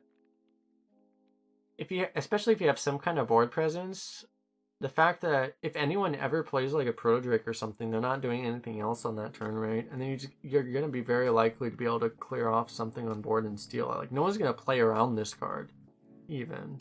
So even if they could play around it, they're probably not going to. And they might need to not position differently to play around other cards if you're playing a class that actually has positional stuff.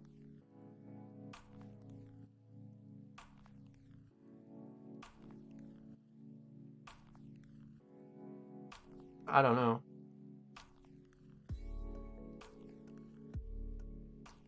I think it's extremely... It's somewhat situational. I don't even think it is that situational. It's as situational... It's as situational as mind control is in my eyes.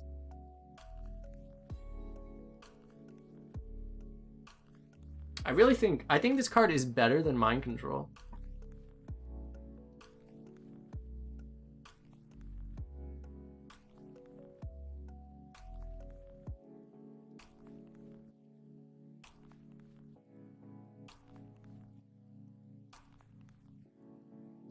I'm gonna give it a 4.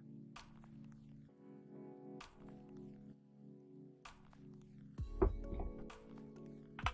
think it's actually a better mind control.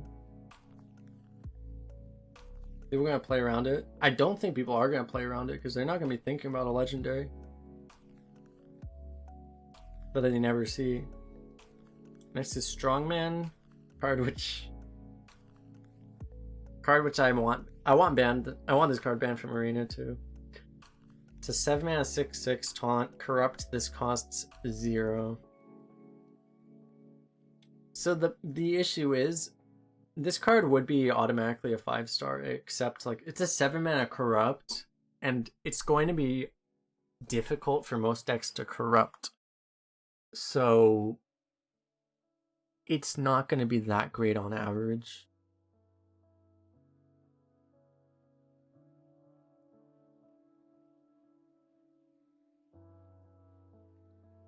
But yeah, I mean, you're gonna see people play this in Proto Drake on the same turn, and you're gonna automatically lose to it.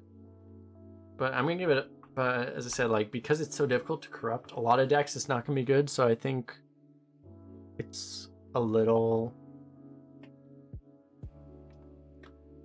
I don't think it's right to give it a 5 because of that, but it's gonna be really good enough that, yeah, 0 mana 6/6s are pretty good.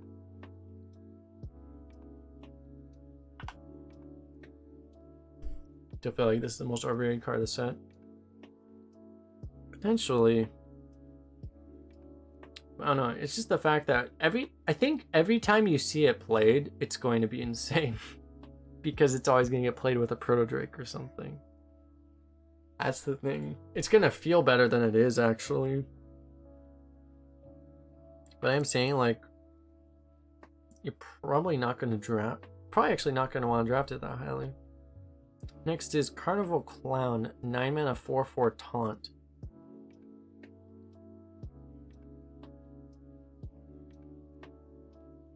Okay. Battle Cry, summon 2 copies of this corrupt. Fill your board with copies. Huh. So 1. I mean, if you don't corrupt this, it's a 9 mana. It's 9 mana for 3/4/4 taunts.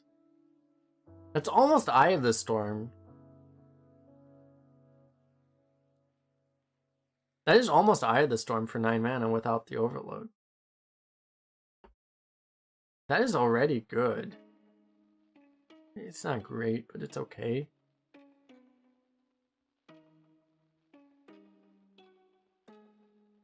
Not as good as Eye of the Storm. It's like a weak Eye of the Storm for 9 mana.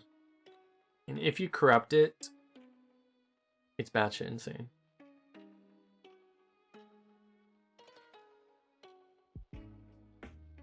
Oh god, it does benefit from hand buffs.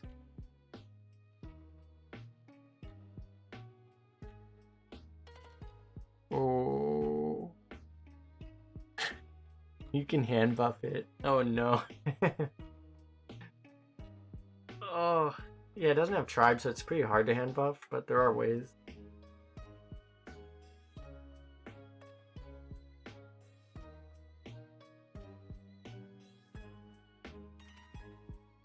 Okay, in Warrior specifically has that really good hand buff. Oh god. Warrior can do a 3 mana setup to make this a 27/27. This is a hard card to rate.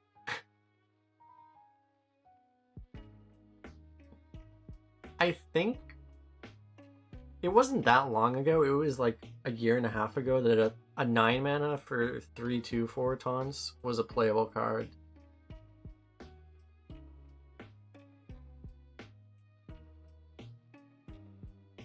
This card seems...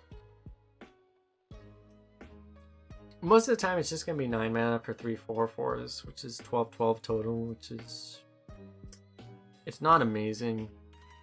But there's also the... If you can corrupt it, it's... Which is almost never going to happen.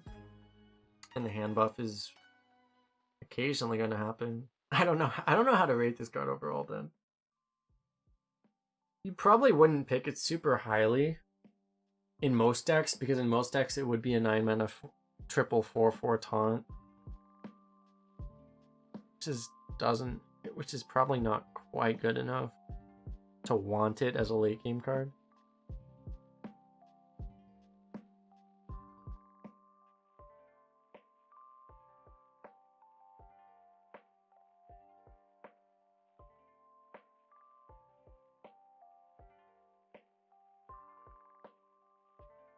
I think I'm just gonna give it a 3.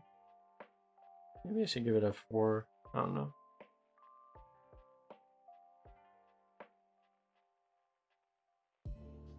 Let me give it a 3. It's normally just gonna be a kind of playable but mediocre 3-drop. I think it's fine. I don't think it's fair. I think it's a 3.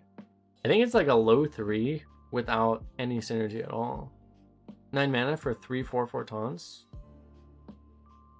Not great, but it's a lot of value. I don't know. Weak to AoE, but we'll see. This is Cthulhu the Shattered.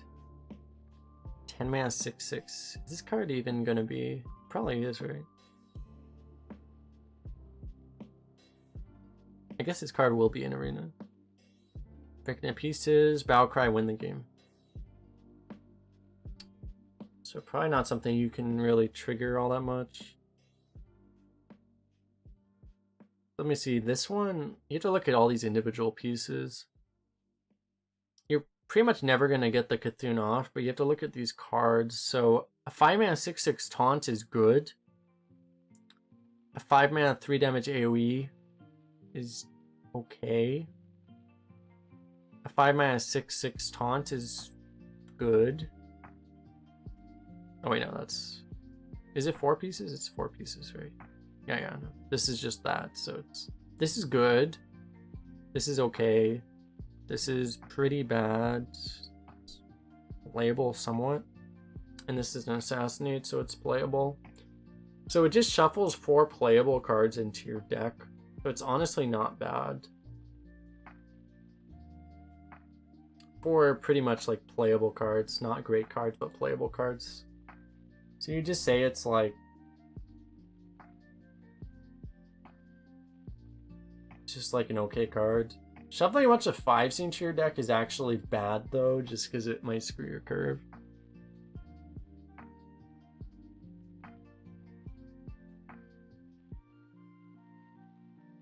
You can draft around it a bit by playing around, but yeah, making it so you would want to adjust your curve to make it so you know that you have a bunch of 5-mana cards. It's probably okay. Like, I'll give it 3 because like occasionally you will just win the game with it. Should be hilarious. And it shuffles playable cards in, which I would probably, most of them I would individually give like at least 3s to, so it's fine. Next is the last one. That's not the last one. Darkmoon Rabbit. I don't know how to rate this card. I've thought about this. I mean, it's a 10 mana 1/1. Rush Poisonous. Also with Cleave. Poisonous Cleave Rush. Truly glorious. Truly, truly glorious. Yeah, it's a beast. So it has beast synergy. That's the most important thing, right? That has beast synergy. I don't know. Like, it's definitely not... It's not like a crazy card. The fact that it's 10 mana makes it a little expensive and difficult. But... it's gonna be like a 10 mana one-side twisting nether most of the time.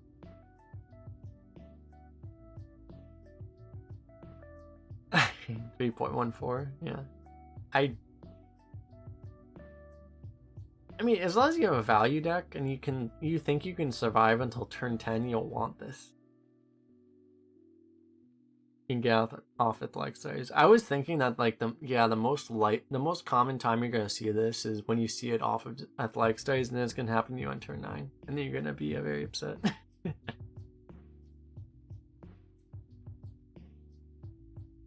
If the game is a value meta, which I think it is gonna be, this card's gonna be really good. I think, actually, not really good, but it's gonna be, you know, it's a late game card that you're gonna want. It responds to that Mage card that summons a million 8/8s and things like that. So I'm gonna give it a 4. Obviously, if it's an aggro meta, this card is trash, but I think it's pretty good. Next is N'Zoth, God of the Deep.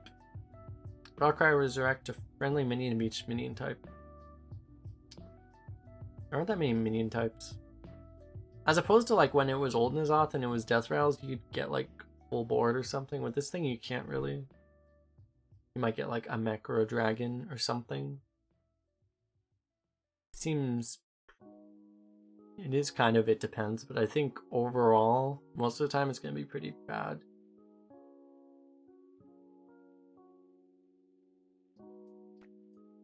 It works with more than... you get elementals. I guess most decks have something, right? Like, most decks are going to get something back off of this. But I feel like, I don't know. You would rather have something more consistent than this. But... you need to not just have like tribe minions, you need to also have tribe minions that are actually well statted.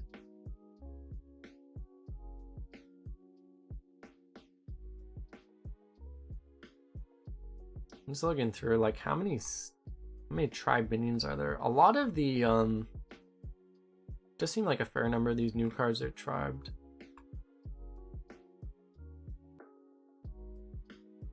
If you're gonna get like, you're probably gonna get, yeah, like 2 or 3 minions off of it in most decks. And then it's a good 10 drop. It's just a 10 drop, and that's a little hard right now. It depends on the meta, I guess. I think I'll just give it a 3.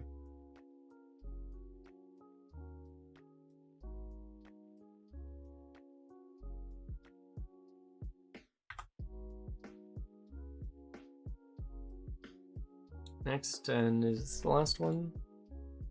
Oh yeah, not the last one. That's the last one. Second to last card is you charge the Defiler. Valkyrie, add a copy of each corrupted card you've played this game to your hand that costs 0. Seems pretty crazy. Seems like in general, most classes, you're probably gonna have a couple. You're probably gonna have a couple corrupted cards, and then yeah.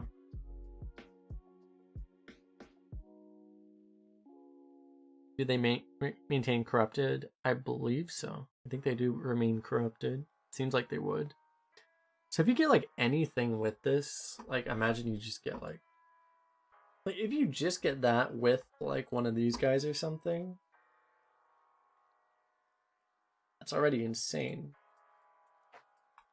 You just need to hit literally anything.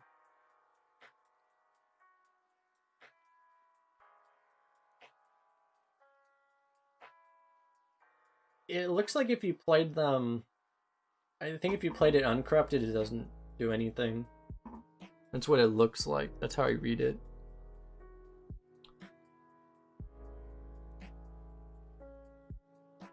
I think it says you actually have to. It says if you had to actually play it corrupted. That's how I read it. So I don't know.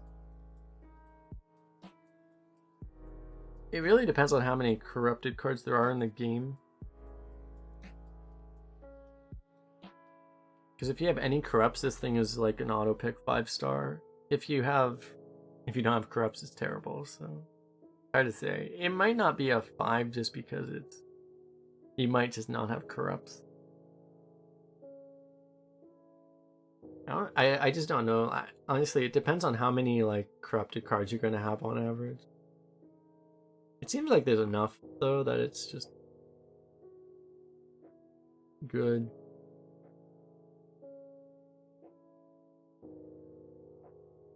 Oh, I'm gonna give it a 4.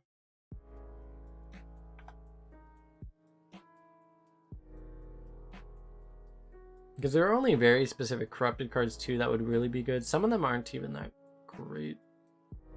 The thing is I think you're not going to have a 0 mana. You're going to get a corrupted something, but it probably isn't even going to be a rush or a taunt most of the time.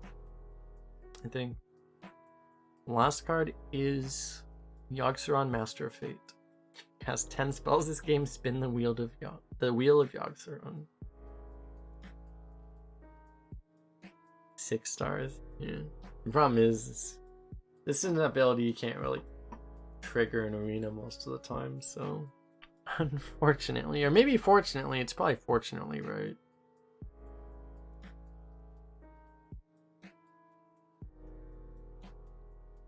Just take control of 3 random enemy minions. Yeah. Time of the card. It's probably because it's gonna be too hard to trigger probably a 1. Yeah. It's probably good for us, and constructed people can have fun with this card. But yeah, so that is the full set. So thanks a lot for hanging out, everyone watching on YouTube. We will upload this in approximately 24 hours. Thanks a lot for hanging out. If you made it this far, we will see you guys next time. Don't forget to like and subscribe and do all these things. Alright, see you around.